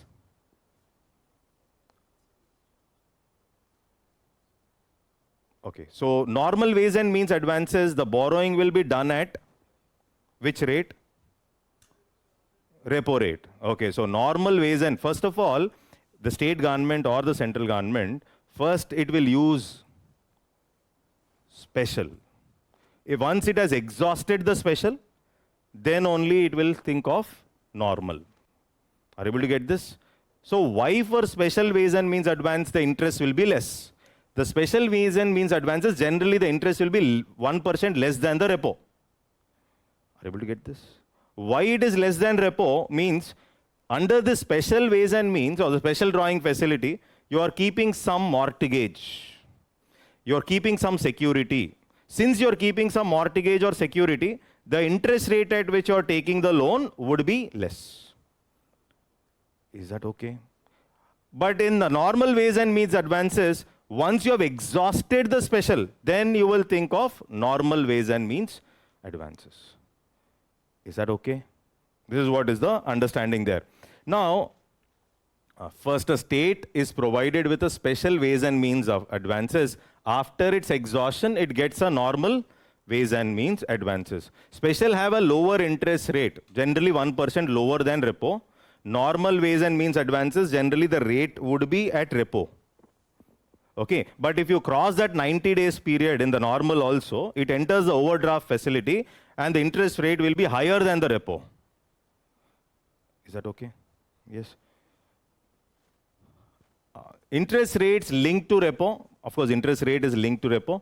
Apart from ways and means, SDF and overdraft, apart from ways and means, special drawing facility and overdraft facility are important financial accommodation instruments availed by the states. Now here, when we talk about special drawing facility, here I said interest rate would be less because it is availed by the state against keeping some security like the consolidated sinking fund. Okay, guaranteed redemption fund, auction of treasury bills, etc. So here you're keeping some security. So what is this consolidated sinking fund? This is a fund that is created to handle the debts taken by the state. Okay, so there are some states where the debts of the state is increasing on a consistent basis. So the debts have to be paid back by the state. So they have come up with creating a fund. So that gives some security. You're putting some money into that fund. And that fund will be maintained by the state with RBI. Are you able to get this? And that fund can be used by the states for payment of its debts. And therefore, that is a kind of a security that you're using.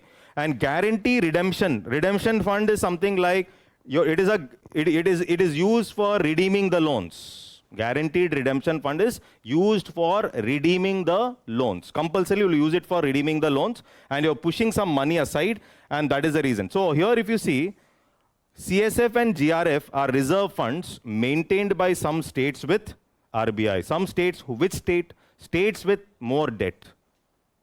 Okay, so if you know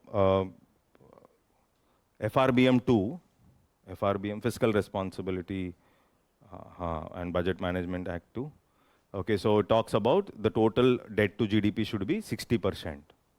Okay, 40 center and 20 state. But there are some states which have crossed 28, 30, 32 also. Okay, so when we try to observe the debt to GDP or the debt to gross state domestic product of some states, it is very high.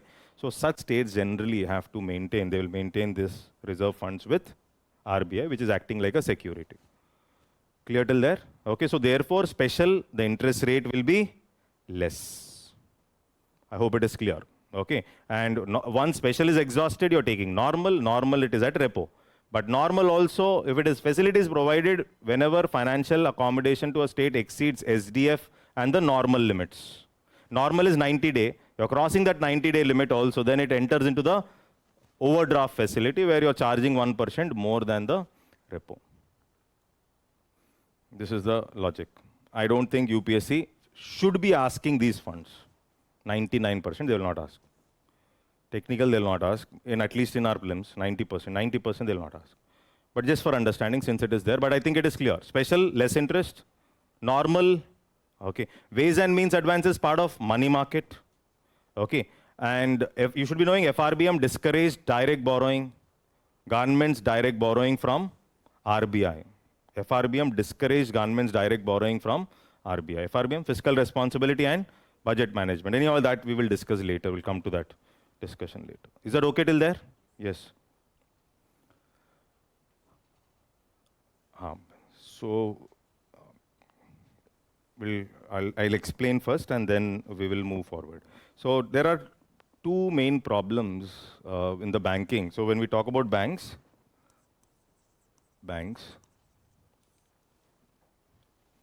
earlier what were the problems with respect to banks and what did they do? And currently, what are the problems with respect to most of the banks? This is what we'll try to understand.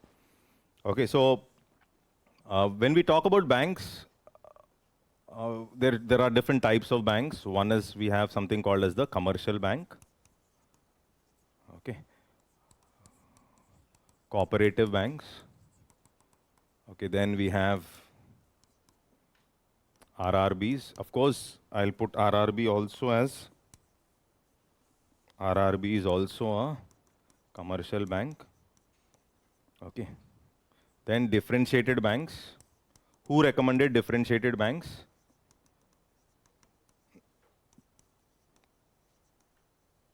Nachiket Moore committee. Okay, differentiated banks. We have something like payment banks.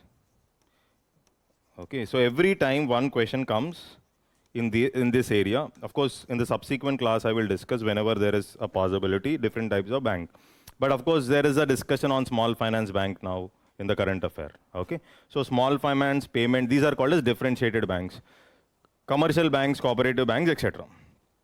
Okay, then when we talk about non-banking financial institutions, okay, non-banking financial institutions, you have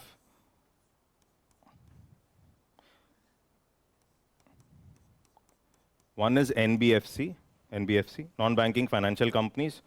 Here we have non-banking entities. We have one is NBFCD, that is something like deposit taking NBFC, and then we have NBFC ND, which is non-deposit taking NBFC, and we have the housing finance companies, etc. Okay, so then in the non-banking financial institutions, we also have something like the primary dealers. Primary dealers. Okay, so these primary dealers are those who trade in G-Secs and other things. Primary dealers can be banks also, and there can be some standalone primary dealers. Standalone primary dealers they are not banks. They can be NBFCs, which are primary dealers. They can participate in LAF. Are you able to get this? These standalone primary dealers with certain criteria, they can participate, not the regular NBFCs. These primary dealers can be banks also, SBI and other things. Okay, and some standalone primary dealers can also participate. Okay, so you also have All India financial institutions. All India financial institutions. What are the All India financial institutions? We have something like we have CDB, we have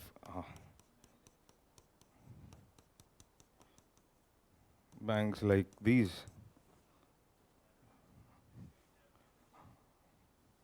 What is NAFID?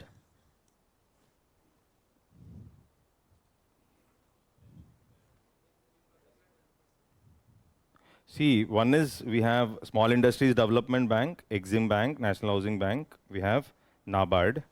Now, when we talk about these All India financial institutions, recently BESL guidelines have been extended to even these institutions. BESL 3 guidelines have to be extended to even these institutions. Is that okay? Clear till there?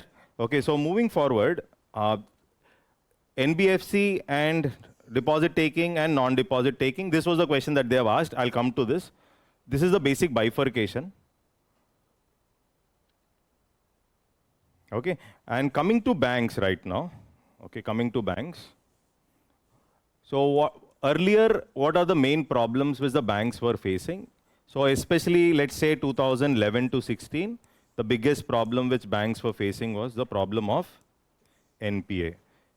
Currently, this is not a problem for the banks. Currently, NPAs are pretty decent. Currently, the problem is liquidity. Is that okay? Here comes that current affair, that is credit. Here, that concept of credit to deposit ratio. It is touching 80%, 85%. That means whatever deposit is coming, it is going off in the form of credit. This is the problem of liquidity. To handle that, several measures are being taken right now to infuse liquidity into the banking system, including variable repo rate, which we have discussed.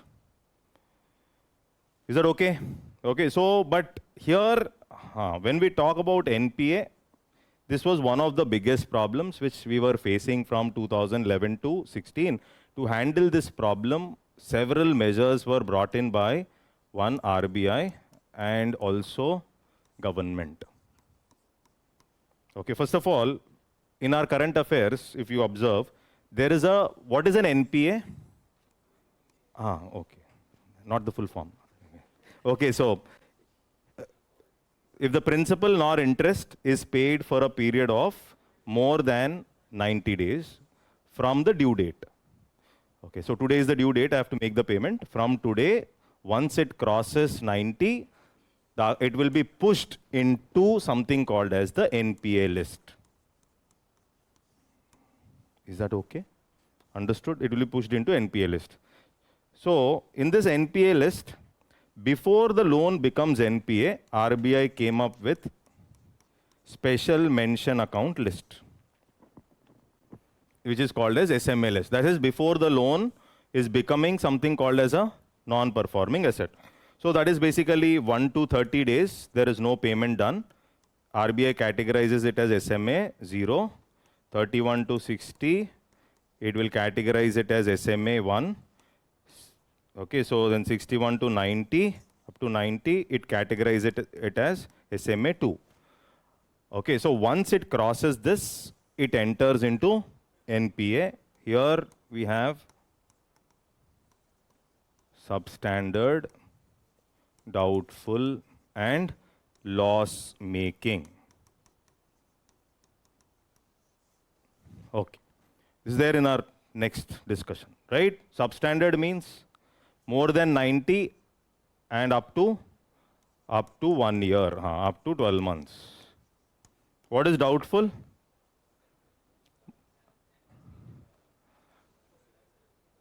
It is more than, we can put it as more than 12 months. More than 12 months, it is an NPA. More than 12 months, or generally it stays as an NPA for 1 more year, or generally more than 12. Sometimes RBI says 12 to 18, but that is not fixed. So it is more than 12 months. If it is there as NPA, then it is doubtful. Loss making is the auditors have recognized the loss. The auditors have recognized the loss, but the recovery process is still there and it is not written off.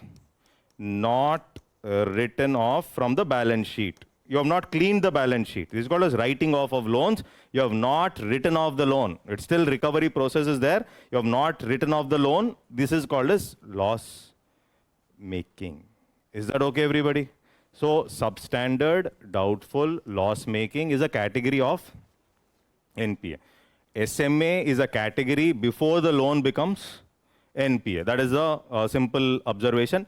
Currently, we don't have much of a problem here.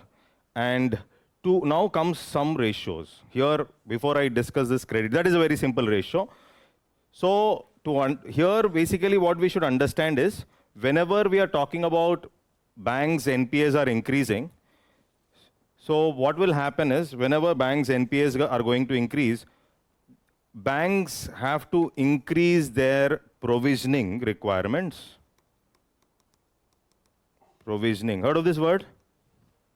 Banks have to increase their provisioning requirements, which we call it as the provisioning coverage ratio. Provisioning. What is provisioning? From banks' own funds, banks is putting from its profits, from its own funds, putting aside some money to handle something called as bad loans. That is what is called as the PCR. Now, what is recent news is, cooperative banks which are going ahead with provisioning should show their provisioning as an expense. This was the news. Okay, so expense means expenditure. Okay, so you're in your profit and loss account. Okay, when you're showing your profits and loss. Okay, so provisioning should be shown as an expense. Expense will reduce your profit. Expense will always reduce your profit. See, what is the provisioning coverage ratio? It is nothing but the provisioning done, the amount which you have kept aside, provisioning done to the gross NPA. Is that okay? So one ratio related to NPA discussion is provisioning coverage ratio. So banks have to provision certain amount of money aside. This, how much is better? How much is good? No, not 9. That 9 is, that is another ratio. Okay, leave that. This I'll come later. Okay, capital adequacy. That is 9%. This is provision. 100 crores is the bad debt. Up to 70 crores of this bad debt should have been already provisioned. Means if this 100 crore is not coming back, it becomes a loss-making thing, and still the bank is going to be stable because the bank has already provisioned up to 70% of its gross NPA. Are you able to get this? Is that okay? SBI has 80% also. You can have more also, but 70 is some criteria which indicates that the strength is good. But at the same time, banks cannot increasing the provisioning coverage ratio. If they keep on increasing, it is an expense or something like a expenditure or a loss. That money is lying idle. I'm not able to use it for something else. I could have invested it somewhere. I would have got some return on it, but it is lying idle. It is reducing. It is an expense. It's not a kind of a profit. It will not increase my profit. It will rather reduce my profit. But is it good? Yes, it is good. Why is it good? It will indicate the strength. So certain amount has to be maintained. something like 70%. What is the difference between gross NPA and net NPA? Net is nothing but gross minus the provisioned amount. The net NPA is gross NPA minus the amount which has been provisioned. For example, 100 crore is the gross NPA, 30 crore is the provisioning, or 60 crore is the provisioning. The net would be 100 minus that 60. That is what is net NPA. So one is gross, another one is net. But for provisioning coverage ratio, we are taking the total NPA of the bank. This provisioning amount to the total NPA of the bank. This is one ratio related to NPA. Another ratio is slippage ratio. This will indicate at what rate bad loans, good loans are turning out to become bad. Okay, at what rate? Rate at which good loans are turning out to become bad. Good loans are turning out to become bad. Rate at which. This is called as slippage. There is a difference between both these ratios. Okay, so this is basically at the here what we will do is total standard assets at the beginning of the accounting year, I will check. Standard means? Okay. Total standard asset at the beginning means it is basically total standard assets at the beginning of the year, accounting year I'm checking, that will be the denominator. And out of that, how many loans have become NPA? That is what you are going to check. They will not ask the formula, but what you should remember is it is the rate at which good loans are turning out to become bad. Is that okay? That is about slippage. Okay. Prompt corrective action, that is also given in the magazine. So what is this prompt corrective action? Anybody? It is under the watch of RBI. Okay, very good. What are the factors which RBI will consider to put a particular bank into this PCA list? One is increase in NPA. Very good. Increase in NPA. That means the bank's NPAs are increasing. It will put that into, that means the RBI will be monitoring, close watch. You can't take independent decisions, RBI will interfere because you are in the PCA list. So how is RBI going to decide that this particular, suppose Karor Vaishya Bank or there's some cooperative bank, you're pushing it into this PCA list means, one is you will check whether the NPAs of that particular bank are increasing. Then you will also check another ratio, that is capital adequacy ratio. Are you able to get this? I'll discuss that anyhow. Till here, is it clear? So it will also check this ratio called capital adequacy ratio, and it will also check return on assets. Okay, so these are the three factors which they will check to decide whether a particular bank should be put into the PCA list or not. You come across this PCA list in the current affair magazine, in this magazine only, after one or two, but you will not, it's like PCA list, but what are the factors? These are the factors. Okay, to put a particular entity or remove a particular entity. Return on asset, higher the better, lower the better? Higher. Return on equity, that means my assets should give me higher return. I think you're getting my point. Actually, in fact, we have to calculate on, for example, in a classroom business, per square feet, what is the return? So this should be the approach actually. And similarly for a manufacturing company, it will be different. So on every asset which I'm having, what is the return am I generating? If you are generating less return on asset, means your profitability is going to decrease. Over a period, you will have trouble. So this is how we check before investing also, this is what we do. So return on asset, this capital adequacy ratio I'll discuss, NPA though you know now. These two, is it clear? Return on asset or return on equity is same. Return on asset and return on equity is same. Okay, so both are same. And only one word that is left here, I will come to this. This is called as capital adequacy ratio. I'll come to this discussion after some time, after 5 minutes. Okay, till here I think it is clear. Okay, so these are the problems. Now, to handle NPAs, earlier they have come up with several mechanisms. Like RBI came up with strategic debt restructuring. Previous UPSC questions have been asked, so they will not ask again. This is old current affair. Strategic debt restructuring. There were some schemes they came up with called S4A scheme. All this is related to NPA management only. This is a scheme for sustainable structuring of stressed assets. So this is S4A scheme. It is something like previous current affair, whatever it is. This is already asked. Strategic debt restructuring. They came up with asset quality review. RBI came up with asset quality review. That means bank has some assets. Bank has to check the quality of the assets. And before that loan becomes an NPA or before the loan enters the SMA list 2, you should be able to identify the quality of the asset. This is called as asset quality review. Is that okay? Asset quality review, they did this also. Then SARFAESI Act 2002-3, asset reconstruction companies, ARCs we call it as. Asset reconstruction companies, the purpose is to recover bad loans. ARC's purpose, they will buy bad loans from bank and they will start recovering. Okay. Then concept of bad bank. Concept of bad bank around 2017 plus. Bad bank is you're coming up with a separate entity which is called as the Public Asset Rehabilitation Agency.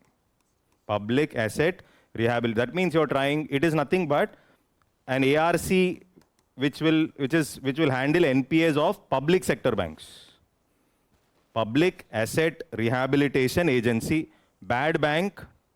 Okay, so that also we tried everything possible, but what worked out is we tried everything, but what worked out for the government, which was successful, is Insolvency and Bankruptcy Code 2016. That is anyhow there in our discussion, but now I will not discuss today. We'll discuss this later. Okay, in the tomorrow's class we will discuss IBC 2016. So where we were successful is IBC. Because of IBC only we were successful. Okay, so till here I think it is clear. I'll come to capital adequacy ratio.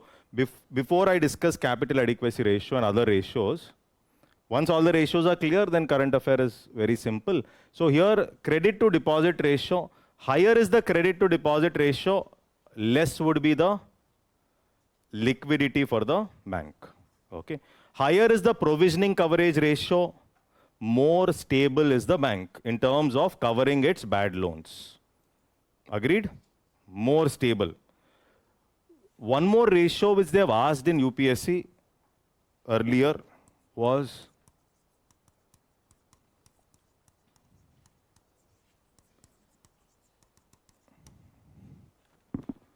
this they have asked already. They've asked this interest coverage ratio. They've already asked. What is this ratio? No. This is earnings. We call it as EBITDA. Earnings before interest and tax. Earnings with the company. This is not for the bank.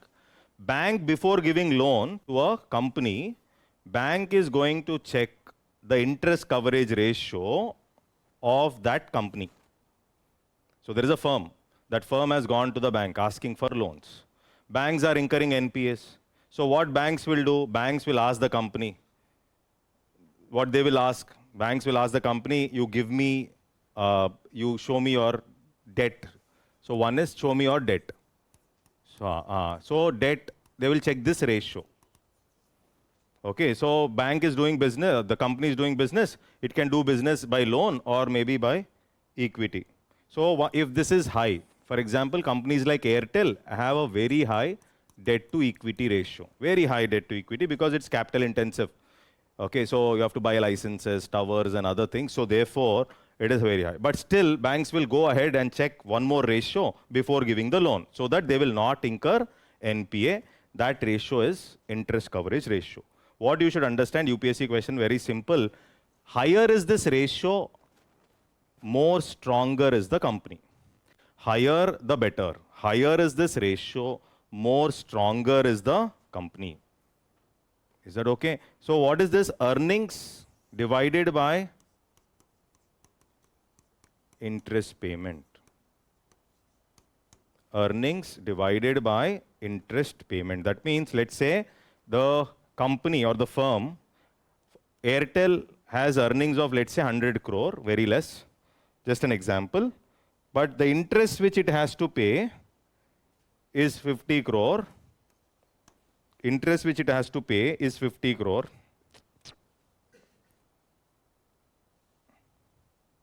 Okay, so the interest which Airtel has to pay is, let's say, 50 crore. Okay, so for Airtel, interest coverage ratio is how much? 2.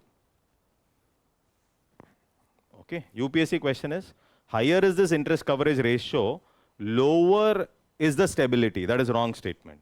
Higher is this ratio, more stable is the company. That was the question. That is, see, for example, let's say TCS. Earning is 100, but interest to be paid is only 10 crore for TCS. So that means using its earnings, TCS can cover its interest 10 times. Using its earnings, TCS can cover its interest 10 times. Here, using the earnings, Airtel can cover its interest how many times? 2 times. So, which firm is stronger for the bank? TCS. Higher is this ratio, more safer. This is already asked. Is that okay? Understood interest coverage ratio? Higher the better. Higher the better. Return on asset, higher the better. Okay, that is also higher the better. PCR, it will indicate stability for the bank. Okay, it will indicate stability. More is this PCR, more stable. Higher the credit to deposit ratio, less is the liquidity or cash available for the bank. Too much of credit to deposit is risky for the bank because banks will not have enough cash with them. Till here, I think it is clear. Is that okay? I'll leave you in 5-10 minutes. Let me complete this. Is this okay till here? So one more ratio which we will talk about is the capital adequacy ratio, CAR. This was already asked. See, you should always remember what is already asked. That is why it's, see, our prelims will become very simple once you see the previous questions, first thing. Second, my suggestion would be last 5 years, CDS, CAPF, compulsory. So get to know the mode of questioning. Okay, there were repetitions also from CDS and CAPF. I can show you the repetitions. Okay, so therefore that you will solve based on which you will understand whether our question paper is going to be more factual or less factual. That year paper, generally last 2 years papers will tell us like it's going to be more factual in nature or more conceptual in nature. That will also give me an idea. And CDS paper and CAPF questions are more tougher in economics than UPSC.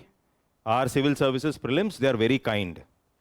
They're very kind. There's no technical question asked, but you will find 2 technical questions there in CDS. You will find factual questions like on poverty, different committees, which are these committees, etc. And you will find all kind of questions where your microeconomic questions will be there.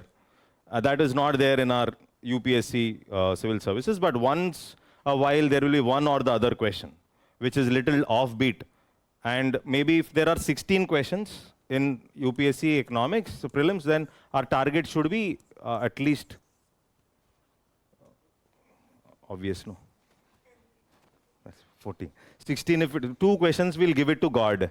Okay, so this is what I feel, because rather than answering those 2, we can answer 10 more questions in polity. So that is more better. Answering better questions. It's all on written on equity. Simple. There's no point in answering that one difficult question. What is beta in a stock? Okay, so these kind of questions, or CBLO, money market instrument, or these, there was this match the following with respect to the sectors of the economy. Mineral exploration, which sector, services, primary. Okay, so these are called as questions where everybody is only speculating. Speculating means, you say, if you get it right, everybody will say, see, I told you, no, this is the answer. Okay, so otherwise nobody knows the answer. In fact, like what UPSC would have thought when it is framing that question. So for example, there was this question, no, Which of the following is part of FDI, FCCB? They gave GDR. They gave some FI with certain conditions. Like this, these are all certain questions. These are like questions given to God. Okay, so if I get it right, fantastic. I don't get it right, also it's okay. But I should get 14 out of 16 right. And always remember, 10 I can get them right straight with concepts, without current affair. Then sir, why are you taking current affair? No, but I will take current affair also, but I will tell you, but I have to tell you the importance. No, this is two things you'll remember. Any technical word, 95% will not come. For example, sinking fund. Okay, it will never be asked. Then sir, why are you telling? Because it is there in the magazine. I am telling you that it is there. And tomorrow if it comes, I should be able to eliminate and mark the answer. That's it. Till now, they're not asked special what will happen, rate will be more, rate will be less. But of course, UPSC is increasing its level a little, but still that increased level would be 2-3 questions only. So if I make those two, if I leave those 3 also, if I get 13 also, from my conceptual clarity, that is the reason somebody is asking, current is important, current, yes, current is important. But the concept behind the current, if you know, then the current also you might manage. If there is an odd man current affair, odd is something like from somewhere it came up. And nobody knows, everybody guesses. So that's okay. So we will also guess. Got the point? So this is very important, like, 12 months magazines now. If I read every technical word in that magazine, will it give me 10 additional questions? No. If I read economic survey 10 times, will it give me 5 additional questions? No. Maybe 1 question. That also could be answered from NCERT. This is my observation, of course. So there's no point in reading 3 years economic survey, last 2 years budget, not required. We'll see the synopsis of economic survey, important topics we can read, and still we can mark the answer. See, it's all about marking the answer. It's not about that knowledge. So I think you're able to understand. More important than this would be that CAPF, CDS. Got the point? Old questions. And then you can also, and doing research with respect to extensions of the question. What is research? That is GDR I'm reading. So I'll also read ADR. I will also read IDR. That's over. I'm reading FCCB. Then I'll read all other bonds. Masala bond, Maharaja bond. Maharaja bond is also there. What, Panda bond? Oh, okay. China. Okay, okay, fine. So like this, you will read what the extensions. So when I read the bond itself, recent bonds in news, AI. That fellow will tell us, these are the things which has come up in Hindu so many times, then I'll pick up the bond. Otherwise, I'm not interested in the bond because energy is wasted. So more the number of zombie lending. What is this zombie lending? So everybody said RBI governor was using this, it will come in exam, therefore they did not ask. So this is what happens. So this is a clear observation if you do. There will be few. And anything technical, what is technical? Technical is something like 5 times also you're reading, you're not able to understand. That means that will never come in exam. Okay, so this you have to keep in mind. And that energy in the static part we can keep. Current affairs is important only. We'll read current affairs, everything. With a fresh mind, we will go. But it's not that I read all the 12 months current affairs, then only I will get 16. That is not there. 2 questions extra. But the 2 questions matter. Not saying it will not matter, but that is how it is. Is this okay? So last ratio before that. Capital adequacy ratio, higher the better, lower the better?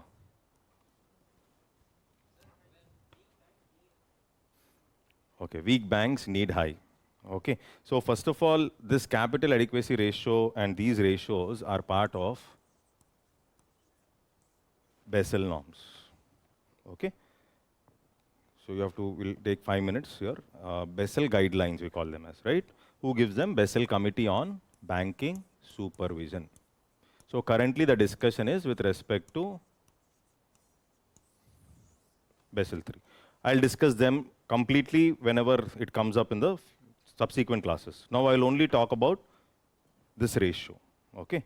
So there was Basel I, 1988, then Basel II, then Basel III. 3 are there. But in all these Basel I, II, and 3, one of the important ratio that they talk about is capital adequacy ratio. The question that was asked in UPSC is, capital adequacy ratio is fixed by respective banks. Of course, There were other statements also, but if I know this statement, I can mark the answer. Capital adequacy ratio is not fixed by respective banks, obviously. Capital adequacy ratio, though Basel guidelines give it, RBI will ask the banks to maintain this capital adequacy ratio. Basel guidelines say capital adequacy ratio should be 8%. Basel guidelines. RBI says maintain 9.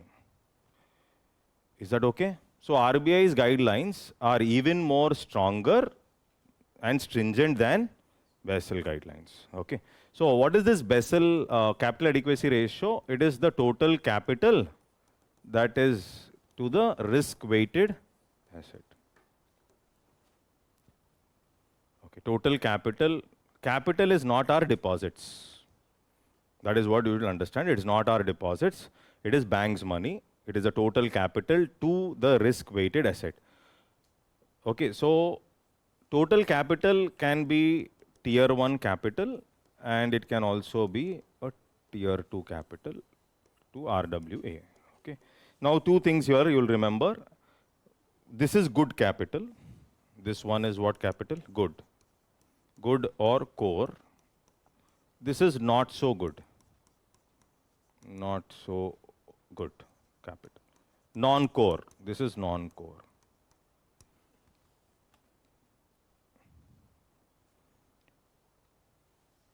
Okay. Is that okay? Now this risk-weighted asset, this risk-weighted asset means this is the weight you are giving to the loan. This is the risk weight you are giving to the loan. Suppose there is a loan, personal loan, 100 crore. Personal loan, the chances of recovery is very less. Risk is 100% because no mortgage is there. So 100% multiplied by 100 crore, that is the RWA. Okay, so mortgage loan, let's say 100 crore is a mortgage loan, but the risk is only 50%. Why? Mortgage, no? So I can sell that asset and get 50 crores. Therefore, 0.5 multiplied by 100, this would be how many crore? 50 crore. So for this bank, when I add all this, I get 150 crore. This is nothing but a risk-weighted asset. Got the point? So for us, two banks, loan can be same, but RWA can be different because of type of loan it is giving. So recently, the discussion is RBI governor increased the risk weight for consumer loans. Means consumers, the chances that the consumers will pay consumer loans is less. So RBI increased the risk weight means the denominator is going to increase. If the denominator increases, the banks have to maintain more capital to give loans. So banks' profitability will reduce. Are you able to understand? Okay, so whenever RBI increases this RW weight, risk weight, for certain loans, my denominator will increase. Instead of 100, this becomes 200 crore. Then 8% of 200 I have to maintain. Are you able to get this? So my capital is lying idle. And that will reduce my profits. This is the problem. Okay, till here I think it is clear, no confusion. RBI says 8, Basel says, Basel says, okay, good. Basel says 8, RBI says 9. Okay. One homework is, what are additional tier 1 bonds in news? Later, if you have time, you check. Otherwise, in the subsequent class, I will discuss. These are called as AT1 bonds.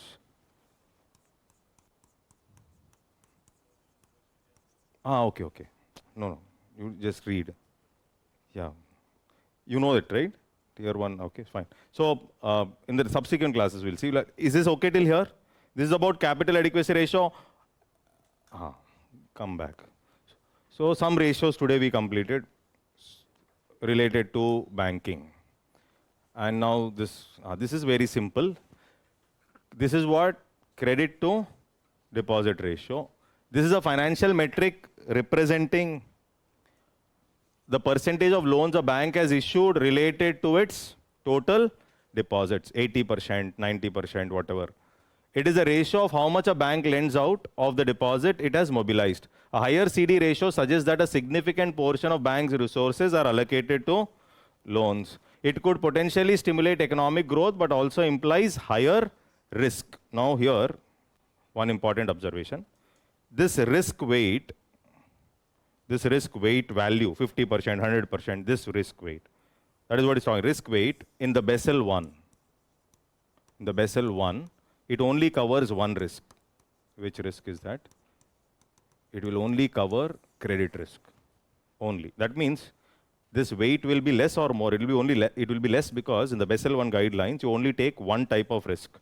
But in Basel 2 and Basel 3, you take other credit risk also. You will also take operational risk. You will also take market risk. So you're taking different types of risk. You're taking this also, this and this. That means if this RWA was 50% for some loan, according to Basel 1, when you take these risks, it might become 55% risk.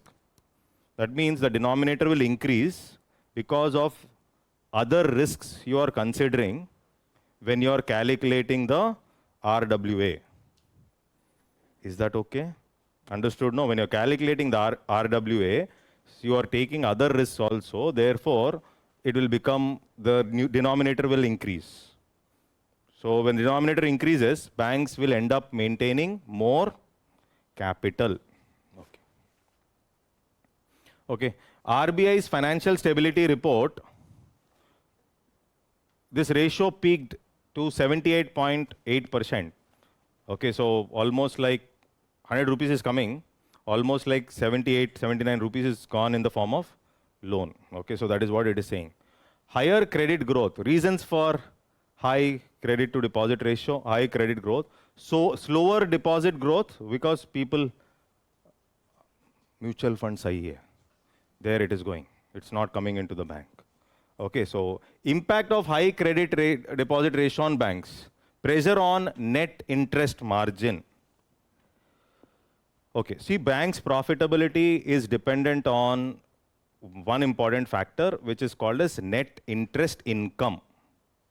So whenever you check a bank's profitability or the balance sheet, first thing we will check is net interest income. What is net interest income? The difference between the interest which it gets on the loan and the interest which it pays on the deposit. This is called as net interest income. So banks' profits are dependent on this gap. So if the deposit interest rates are less and loan interest rates are more, bank makes more profits. It will have a higher interest margins. Okay, so liquidity, banks may be unable to timely meet payment obligations. Suddenly there is payment has to be made, liquidity is not there. Okay, so that is also a problem. Borrowers could default on their obligation. Suddenly NPAs might increase. Today, if you observe economy is falling, people do not have cash in their pocket, and if they don't pay, then there will be trouble for the banks. This is what, we have only discussed partially this, but the ratio should be clear. That is about credit deposit ratio, NPA, SMA, types of NPA. All that will come in our discussion. That time we will be only scanning through. Okay, types of NPA. Then different ratios like capital adequacy ratio,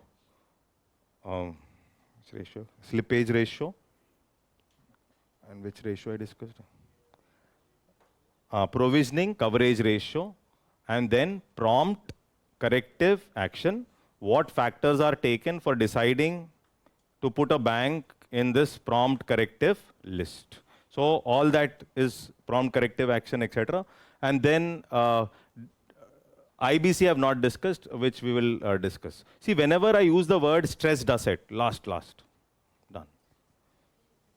No, so I'm leaving you early. Subsequent classes I'll take a little more.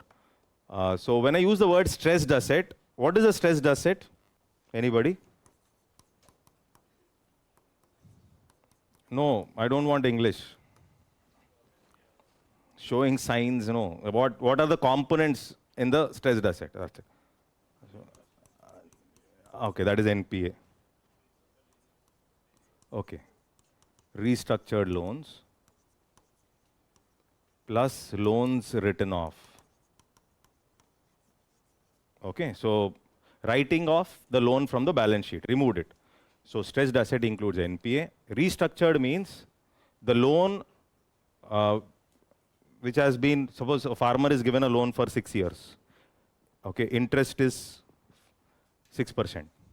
So you changed the term. You said not 6 years, take 8 years. Okay, and interest also said pay 4%. That means what did we do? We have restructured the loan plus loans written off from the balance sheet. Is that okay? So all the three put together, we call it as stressed asset. Clear? That's all for today then. Thank you.